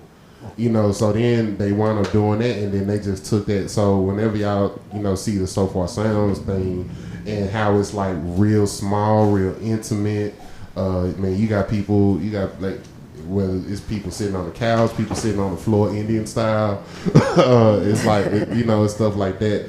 It's just those intimate situations or whatever, and so that's how that all came about, and it's literally worldwide. They It's have real like cool. it's like a real dope situation, especially for like the good singer songwriters and like you know, artists and stuff like that, especially with original music, or just, you know, really like a lot of the homies and stuff have done it, like, you know. We've done it. Well, we were gigging with this cat named Corey Breedlove. As a matter of fact, that day was actually the first time that I met Cure for Paranoia, because they was on the same deal Yeah, as that's us. right. They were on after us. And that's when I met Matthew Banks, too. That was my first time. I had never met them or whatever, and that was my first time Yeah, meeting you Cure for so Paranoia. right. Yeah. That was Oh on, wow, That was on that was a vibe. Because this is like what it was. What 2014? It was a minute ago, man. 2014. It was a something minute like ago. that. Yeah, and then like they don't really publicize it like that. It's almost like a secret. Yeah, Like secret it's location invite type only, shit, yeah, secret location or whatever. uh-huh. And it's really so that was my first, and she was on bass, but that was my first time meeting her, and it was a dope situation. And to this day, I cannot find it. I seen that video on YouTube like once or Yeah, twice. it was like the one time. To this day, I find cannot it. find that video at all. To this day. To this day, I cannot. So right. I cannot find it. I be every now and again. I'll be looking for. I don't really mess with Bree Love like that, but I'll be looking for that video. Lou, how did you meet Brianne? Man, so the energy just shifted, didn't it? It just I don't know. I used to be her friend, but now I don't know. I wish I could help. I really feel like I'm gonna start using it. I don't mess with J Ell. I wish I could help. I like that. I might use it. Lou, how did you? yeah. So we meet her? first met on it was actually a gig in Oak Cliff. Actually, funny thing is, Oak Cliff. I got that gig Yeah. through my group, DFW Shed Sessions. What's that drum? Who's the drummer? That was Tony. Tony. Yeah. So we met on this gig. I actually got the gig through my own group, DFW Shed Sessions, through drummer. What's his name? Tony. Yeah. Tony made a post. I want to say like literally the day of. I saw it. I was like, you know what? I ain't got nothing to do, and that's where we met, just doing some R&B. Mm-hmm. Yeah, it was a cool little gig. Man, it was a relief when you got there. Because at the time, the keyboard, the person that we I was had, about to say, who sucked?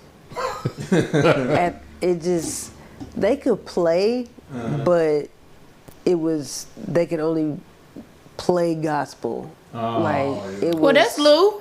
one No, of it is those. not Lou. Oh, absolutely not. Not that one. Put some respect on that man's name. But yeah, it was not clicking. I'm flexible. Yeah. Flex around. Nah, put some respect on that, man. I honestly have to say, I've only done a couple gigs. I haven't done a lot of gigs with. Well, actually, technically, we play every Thursday. At church. Together now. But that don't really be counting to me though. It counts. Because it's Bible study. Yeah, it don't really like. We play like count 2 me now. songs in Bible study. I'm talking about like gig. Yeah. Yeah, and we've only done like a couple though. One of them was with Mike Pugh, and then we did one with Indigo. Indigo. We did one with Indigo, and I feel like there was one more. Were you on keys at? Did we play together at Ritzy's in Fort Worth one time? I think you know what I think we have did. Or I think Just once, a long time ago. I think it was because who was it was somebody I didn't know. was it Melody? It was a Page? female. Yeah. I think it was Melody Page. Anywho, I But really yeah. thought you was okay. but yeah, so but I mean, just to give Lou his flowers, man, it's always a pleasure. No, I do be Oh, looking yeah. at your videos and your reels and stuff when you be out on your gig, and there's a specific hairstyle I asked you to wear, and you. He had a bun. You had a bun. He had. It was an updo. Yeah, It was sticking up. yeah, but it was a nice. It was a. Trying was to a be different creative, look. Had a man bun. No, but you look like you really be having fun at your gigs. Oh yeah, they could be a bit entertaining. Absolutely. So do you be in on the corporate gig scene a lot? Yeah, pretty much on the weekends. Yeah. How you like it? Like what is?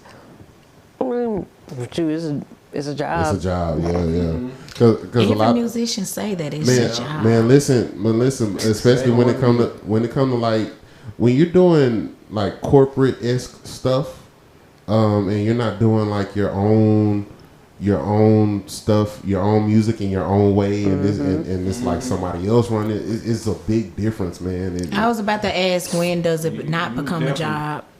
I mean, it has its moments. Yeah, it has its moments. It has its moments because, like like she was talking about Oh, earlier. when you was at the thing, and you thought the girl was gonna feel your music like that, that wasn't a job. That was you actually enjoying your music. Yeah. Gotcha. Yeah.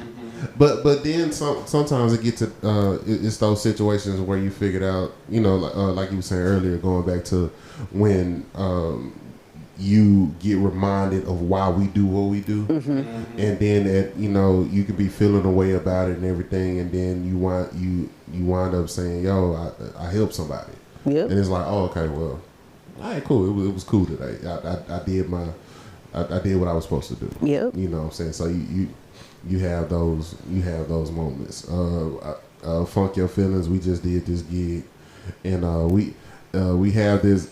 We end the show a certain way, and so we end the show. I walk out. You know, I do my James Brown. I walk off. Band still playing, and I was standing outside. And you know the way if you've been to a show, you if you know you know what I'm saying, and it's very inspirational.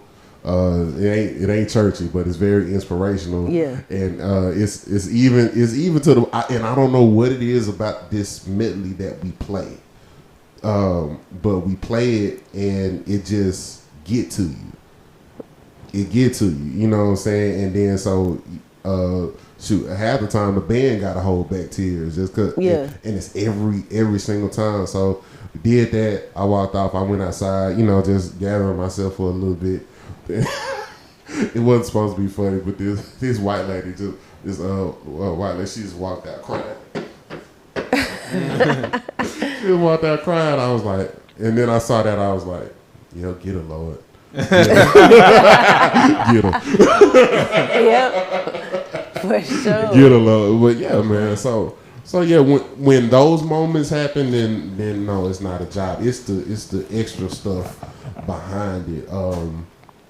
Lack of proper information, the logistics are off, people not doing what they supposed to do. That's the stuff that make it a job. Yeah, you know. I'd say another thing making it a job is when you have very detailed things that the client wants you to do. Like I did a gig to where we had a cocktail hour, and it was a 4-piece guitar, sax, keyboard, bass.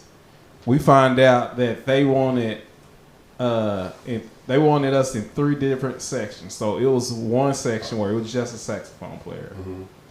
Then it was another section where it was keyboard and bass.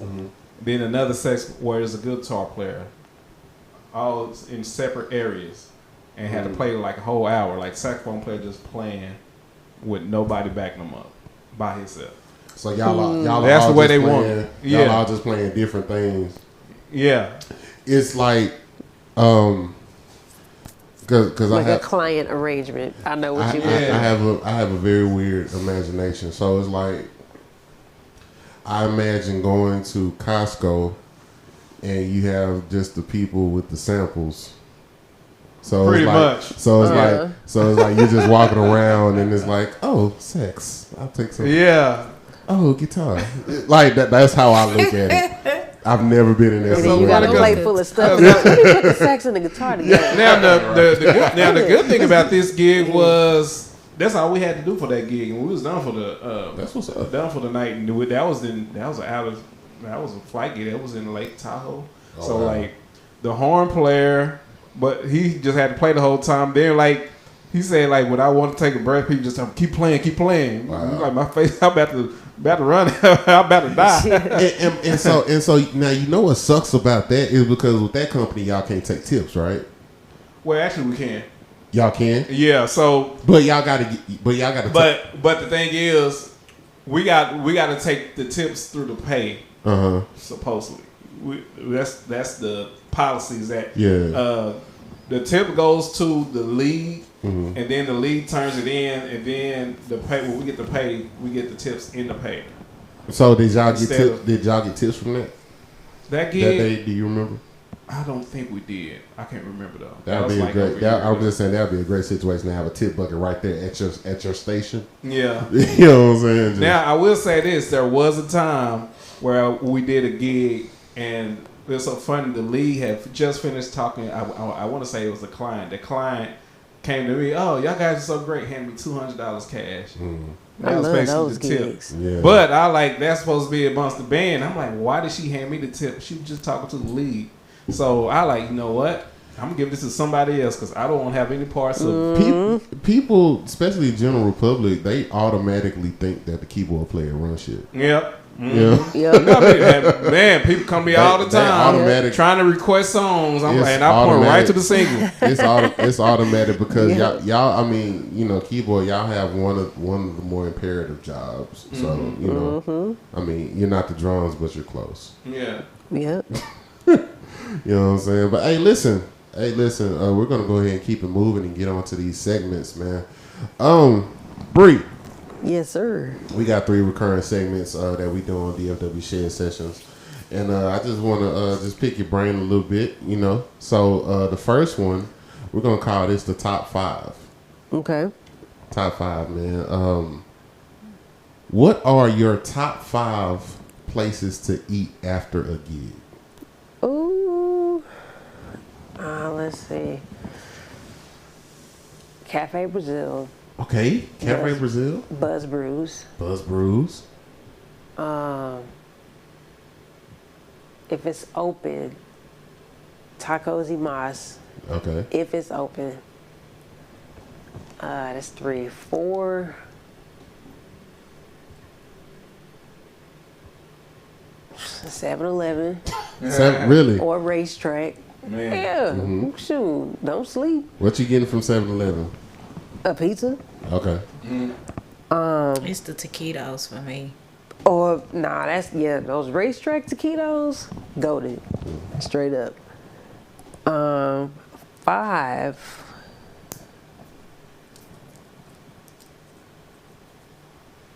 Ooh, got one more. probably like Buc-ee's. if it's close, Right. yeah. It's gotta be For far. real, depending on the year, you Yeah. so right. Yeah, if it's close, Buc-ee's. You'll take Buc-ee's? You'll take. I gotta take QT. Me personally, I gotta take QT over Racetrack. That's just me. Yeah. You I know gotta what? take Yeah, they QT over kind of got a Racetrack. like North Park Mall situation going on. QT, it can be like a regular size, and then it can be. I've seen some huge QTs. I have to.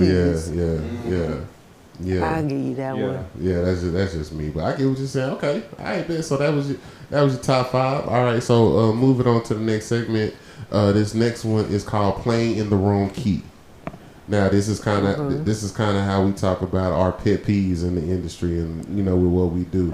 So, what's playing in the wrong key for you? G. It's always G string, ain't it? Man, so one of my biggest pet peeves is when I'm playing cello on a gig in a band, and especially if I'm the only string player, I'm up either way too high or way too low in the mix. I hate that because that lets me know that you were not paying attention to a sound check. Right. Or you don't know the role that this instrument plays at all. So sound men that don't know what they're doing. I got you. Especially that instrument, it just bothers me because it's like, well, why in the hell am I up here? Yeah. Because if I'm too high in the mix, then I can't be comfortable and actually play. You know, I'm like, No, yeah, it gotta be easy. yeah. But if I'm too low in the mix, then I'm overplaying, and it probably sounds like garbage. And why are sound men so arrogant? Ask yourself. I'm not a sound man. I mean, because they technically control everything. I mean, yeah, So- but they be some of the most arrogant people that I've met on these gigs. If I It's like, really had the capability to control every element of sound and sometimes lighting, I'd probably be a jerk too. you can do your job well and not be. I remember. You can though. You can. I remember one gig in particular, and I hate that I never got his number, but we had a gig, and this dude made himself like a part of the band. He made himself, but it's like you can see him. Like, we never met him, he never met us, he never heard our stuff, and he was in the back and he was just jamming on our stuff, and he was just adding certain elements. He brought certain stuff down. Like, he had like there was this one part where he had got real quiet, and like he added like this reverb on that specific part. I and like then, those situations. And like he was just he was Yeah. really in tune with us. Yeah. You know what I'm saying? And it was like, I was like, yo, like, and that was like, I had never seen that before. Like a sound man just really making himself, Oh man. and like just really making himself in tune with the band, so he could like, you know, make us sound the best and stuff like that. Like I ran across that once. There's another shout out to Tux at the Freedman. Absolutely. He's another person that will do He's that. dope. Tux will get himself in tune. First of all, talk about sit. I think he sit Indian style like just all day. I don't think he has furniture. I think that's like, I think he just sits like this all day, man. But no, Yeah, shout out. that's a plant-based guru right there. You know, he gonna have you on point. You know what I'm saying? He saw me some sea moss one day, man. Shout out to you, Man. Tux. But nah, he's another one of those cats that will just get himself, especially if the music is super dope. He will get himself in tune, and he will become part of the band. And your sound man really can be your sixth band member if you let it. If it's the right situation. If it's the right situation, Oh, yeah. man. And it's like, I appreciate sound man. Again, cool dude, not arrogant. Not arrogant. That's the not, coolest dude you know out what I'm there. saying? He's not arrogant. He's not an asshole. You know, whatever. And it's like, yeah, like cats like that. So it's possible. Very. It's possible. I've seen it done, but it's like for the majority of the situation, like sound guys be real. They act like classical players. Well, I wish I could help you. I can't help you with that one. Yeah, I can't help you with that. Right. All right, man. So we're gonna keep it pushing. This is the last one. We call this one Gig Tales. So good, bad, ugly, or indifferent. What's that one gig experience that you had that you can talk about? Man, I have done so many different kinds of gigs. I've had a lot of big moments, but the one that just still tops everything, I was 16. I had just turned 16, and I played a solo with the Dallas Symphony for their family concert series that they did at the time. And I wasn't warned at all, like how many people were gonna be there. But as soon as I walked out, I had already rehearsed with the symphony the day before. Like they pulled me out of school, and I basically walked over to the Meyerson, because that's how close Booker T is to the Meyerson. Yeah. And my teacher, God rest her soul, she was sitting in the cello section, and she was like, "She's gonna kill this, guys. Don't worry about it," you know. So the rehearsal was dope. It was surreal, and because a lot of those players had, I had seen them in passing a lot, like doing summer camps and stuff in Dallas. They would be either one of the teachers at summer camp or doing a master class or whatever. So I was familiar with a lot of the players already in the symphony. So it felt good at the rehearsal. So I knew that was gonna be fine. Like I wasn't worried. I mean, I'm playing the Dallas Symphony. You know what I'm saying? So the next day was a concert, and I walk out, and every single seat is filled. Somebody is sitting in every seat. Something like that would normally freak somebody out, but me personally, I don't know how anybody else feels, but I feel a little more comfortable in front of a larger crowd because I can't see everybody's eyeballs. You know what I'm saying? I've heard that before. But if I played right now in front of y'all, I would probably fold because I can see and hear y'all. You know what I mean? And I don't know. It's one of those things. But I played the first movement of a concerto. That's all I played. But I I remember the moment like it was yesterday. Like I remember every single note, but hindsight is 2020. It happened like it was so fast. And after I played, like I did my little cadenza or whatever, and we ended it. I played my last note, and I just like I put everything I had into that last note, and it was silent for like maybe a second and a half, almost 2 seconds, and then next thing I know, like it's just huge, like roar of applause, and it was just the wildest thing. And I've literally been all this time, all these different gigs, all these musicians that I play with, all these places that I've been, the places that this cello has gone, like without me even being there, like I've been on all kinds of crazy ass records and charts and all type of stuff, but I've been chasing that high. Really? Since then. Wow. And my uncle, I remember my uncle spitting game. He was like, I already know you're gonna be something great, so name your price and stick with it. Because once you get that first, I remember this because we used to go to Starbucks all the time, like have uncle niece dates, and he would just take me to Starbucks. He'd be like, because once you get that first big moment, that first high, you're gonna be chasing that for the rest of your career. But that's not a bad thing. That just that gives you reasons to be great all the time because you'd already achieved your greatness early on in life, and that just didn't make sense to me at the time. But since that moment, like it's all made sense since then. You know, chasing that moment of like ultimate validation, like this is like this is my thing. You know what I'm saying? Like I done played some crazy stuff with some crazy people, but that right there, that's the one. Wow. I feel that. That's the one. I feel that. That was 20 years ago, man. That's the one. Yeah. Do you think? And I feel where you coming from. Like just to have like a roar, a sea of people just praising you at that one particular time. Do you think for some people that could become dangerous chasing that?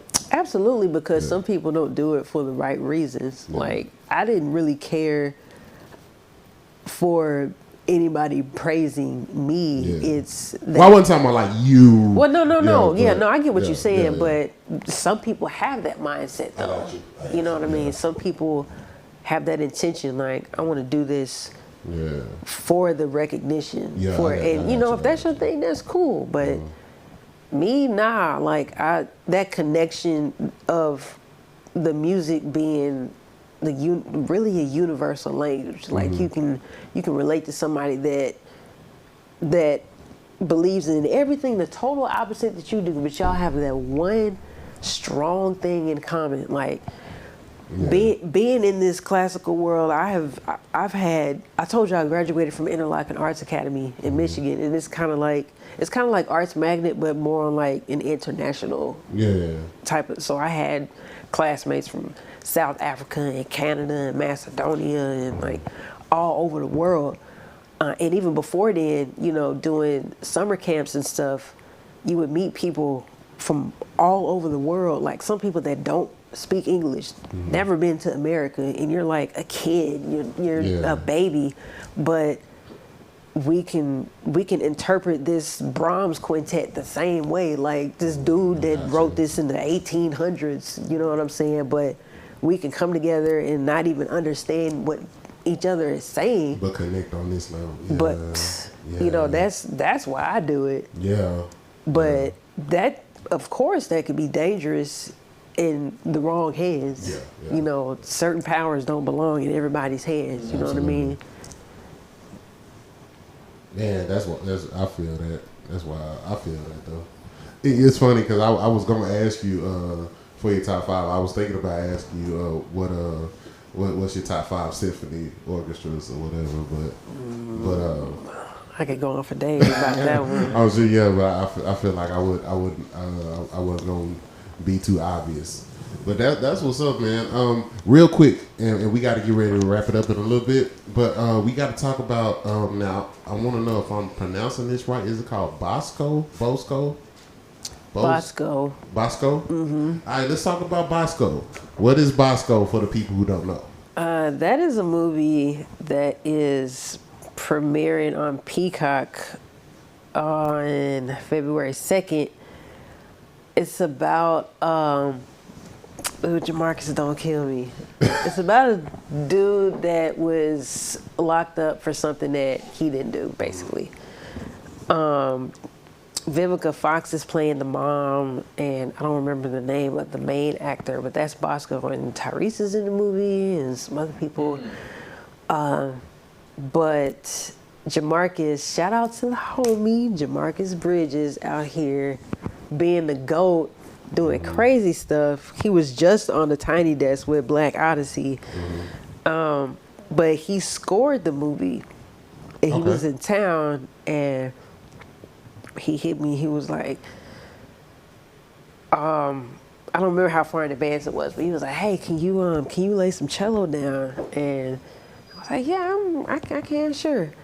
And he told me what it was. It was like, yeah, it's this movie. I wrote a movie score. You know how humble if you know Jamarcus, you know how like real cool and humble he is. And like, I scored this movie and I got some parts. And I was like, wait, hold on, how you just gonna slide that in there like that? But our buddy Leon Carlo, he played some violin in there too. He let us use his studio, and Jamarcus wrote some dope stuff. I can't wait for it to come out. But there's this one scene that I'm playing, and it's just me. It's just cello, and he wrote like it's a point in the movie where it's a sex scene, ain't it? No, it's okay. no, we ain't. I ain't got that far up the ladder yet. Come on, Vivica. I ain't read violin. Come on, Vivica. Come on, Vivica. Come on, Vivica. Nah, it ain't that type of movie. Yeah. But it's at a high point in the movie when the guy's in jail, and it's like a cello cadenza. What a cadenza really, what that is, it's like a. I was gonna ask you that because you done spit like 3 words tonight. I know it's forced to habit. So when you have you have a piece for a solo instrument plus orchestra called a concerto. It's like concerto. Yeah, so you have that, and then within that, and that's also kind of a musical form too, one of them. And what in the last movement you normally have, or whatever movement, it doesn't matter. They all can have one. We have what's called a cadenza, and it's a written kind of solo section without the orchestra playing, and you can. Actually, oddly enough, you can improvise if you want to. So based on what you're saying, I look at it as like if we haven't, because of course I always, especially when it's more than one person on stage, but even if it's one person on stage, I always talk about how music is a conversation. Yes. So based on what you're saying is that would be like a monologue. Yeah. Yeah. Got you. Perfect. Yep. It's like a little monologue, and I have a pretty exposed big monologue. You're saying a lot. You know what I mean? I got you. That's what's up, man. So, and then he told me that he was like, yeah, you all up and through this movie, so I'm curious to see what parts. Come on in, royalties. Come on, man. I'm gonna hear myself. Come on, man. Eat your heart out, Tubi. Yeah, that's all right. This is Peacock. I actually had I had some placement on Tubi. Did you really? Movie. Yeah. The movie Why Women Trip, me and my boy Gordon, we it was like real spur of the moment, but so she got movie credits, people. Put some respect on her name. I had IMDb. I laid down this like cello strumming part that I have been messing around in my head, and I did a couple of layers, but it was basically a loop, but I had laid that down. He was like, oh, send it to me, and then he laid down just like this dope vocal line, like, and lush melodies and harmonies and everything. And that ended up being in the opening credits of the movie. dope. So that was really cool. So do you have like an IMDb page and stuff like that? No, I don't think I'm at that point yet. I don't know. I'll look. I ain't look. I'm not asking you like how much you make or whatever, right? I'm not asking that. Shoot. But what I am asking is, how does that work on the business end? Like, is it like, I got you. Is it like what am I trying to say? Is it like a royalty thing? Is it like a? It depends on the situation. It depends on the situation. I got you. Most of the time, it's, you get paid for, or I get paid for the session work? Yeah, just the session work. Oh, okay. If I wrote it though, then I got you.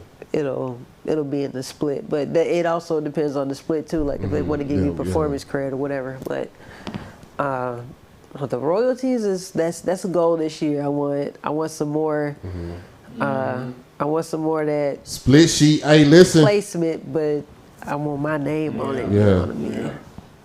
Hey, musicians, get your split sheets right. Yes. So please. I need to stop playing. So in regards to that, you getting placement with film. Was that just through just somebody you knew, or was that? Yep, it was a who you know Who situation. you know, yeah. Okay. But it was also a stay ready so you don't have to get ready situation. Because when you get them calls, man, you got to be ready. It's a different call than when you get a call for a gig. Even though you gotta stay ready for those too, depending on who you walking on stage with. Yeah. Like, there'll be moments where I walk into a gig and there go Quentin or Caleb on stage, and I'm like, oh shit. Yeah, yeah. So I mean, of course you have to stay ready for a performance, but those placement gigs, like, It's a different kind of ready. yeah, And that's they're- immortalized. Like that ain't going nowhere. They're Like, also they can also be time sensitive too. absolutely, Very time sensitive. You have to be very, very Yeah. on your game about your business time too. Yeah. Like being on time is being 10 minutes early. Yeah. Yeah, knowing the saying stuff in the MP3 and the waveform. Yes. It's all of that. Or a flag if they ask for it. Yeah, all of that. For sure. Man, listen, Lou, I feel like this has been like a super dope conversation with most the definitely. homie. Hey, listen, so before we get out of here, I just want to say this. We called you to interview you, just chop it up with you on the couch, but that is not the only reason that we called you and that we want Y'all got some chicken? well, we No. we don't, but whatever. No, you don't. Whatever, but no, we really wanted to also just give you your flowers. Now, we Appreciate do you. not have flowers in the budget to give you, nor do we have the fake ones. Probably get a couple of them little twigs up there. Shit, I'll take one. No. I can find something to do with. I don't think they can see that in the shot. I don't know. No, But- you can't. But we really wanted to give you your flowers, man. We've been a fan of yours for a minute. We've appreciate we've seen you out here doing your thing, making your own lane in this business, man. We don't see you. We don't see you trying to be in the crowd or trying to do this or whatever. You really just I ain't even in no clique. You know what I'm saying? Exactly. And you sat here and you stood 10 toes down and being in your own lane and doing well in your own lane. Appreciate And you. you're talented. You're a dope individual. You're a dope person. We're very picky about who we get on the couch. I know you are. It's an honor. But an it's honor. also an honor for us to have you. Well, take we ain't time that out. picky. He on the couch. I'm Go ahead. living for the peanut gallery though. That's wild. But yeah. So Sprinkle. I like but that. yeah, like during the flowers, Oh, my bad. you gotta I be love it. you gotta be an ass butt during the flowers already. But nah, man, we just wanted to say we appreciate you. We see you. We love you, man. We Thank you. really want you to keep doing what you're doing. We're fans of yours, man. Thank Y'all you. clap it up for her one time. Yeah. We love you, Brianne. We love you. The emphasis is crazy. You know what I'm saying? But now, real talk, we Thank mean you that from the so bottom of my much. heart. We really mean I receive that. it All right, man. So, wholeheartedly. already, man. So last thing, man, you're walking down the street and you see a younger version of yourself, or you see somebody that just really trying to get in the game, whatever. What piece of advice do you have for them? Save your money. Seriously. Hey, that's the best. Yeah, Please save your money, especially when you get yourself in situations when you're grown and you're paying bills and somebody pay you too late. And you done, once again, spent your money before it got in your pocket. yeah. Please save your money. I'm still working on that now. We're contractors. We're not Yeah. employees. Gigs get canceled. Yes, All kinds of Lord, Yeah. and they don't pay you for the cancellations, or if they do pay you, they pay you half, which is cool. But you was really counting on that full amount. You don't get sick days. You pay sick Yeah. days. Ooh, You do not you don't get no more- paid time off. bro. You don't get none of that. Save your money. Yeah. That's really it. It's understood to practice and persevere and all that. All that bullshit. Yeah, you done heard, yeah, Trust in God. yeah. You done heard that before. Believe in yourself. Shoot. All that. But stay on your Practical, business, yeah. like save Yeah. your money and get a planner for God's sake. One Yeah. one to write down, don't keep everything in your phone. You're on your phone all the time anyway. Yeah. Like, get a planner and save your money. That's it. You're gonna be straight. Man, that's You that's just really told your good. person yesterday, huh? Right. Man, I told myself that Had this that morning. conversation this morning. No, I said Yeah. that to myself this morning.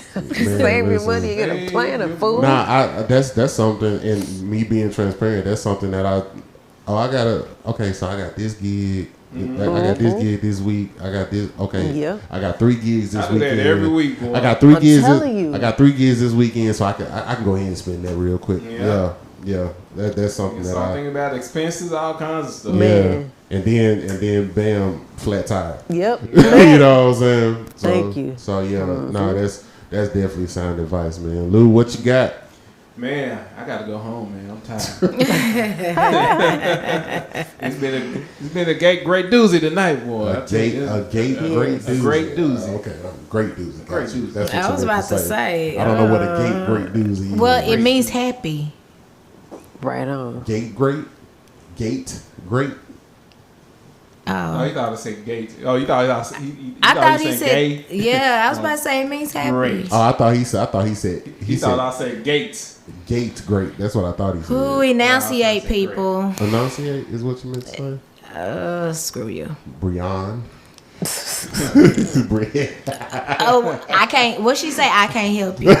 Yeah, I can't help it. I wish I could help. Tambourine players, we love y'all. Right, wish I right. could It'd be help. the tambourine player. But listen, this DFW Shed Sessions, we appreciate y'all so much for y'all support. We appreciate y'all for rocking with us. Once again, we got Zelle. Lou, what's the Zelle again? If you want to donate? Yeah, DFW Shed Sessions at gmail.com. Yeah, you can hit us up. Like I said, turn to your neighbor and say that ain't much, whatever that is. Once again, we got the soon to be legendary Brianne. Well on her way. You know what I'm saying? On the couch with us, chopping it up. We got myself, Sir Lucius, left foot. Sir Lucius left foot. Professor Mel in the building. And yeah, I think that's all we got. We good, everybody? Our minds clear? Yeah. All right, bet. And remember, And another thing, it ain't gonna South Dallas say. it ain't gonna suck itself. Blessed be the name of the Lord. We'll talk to y'all later.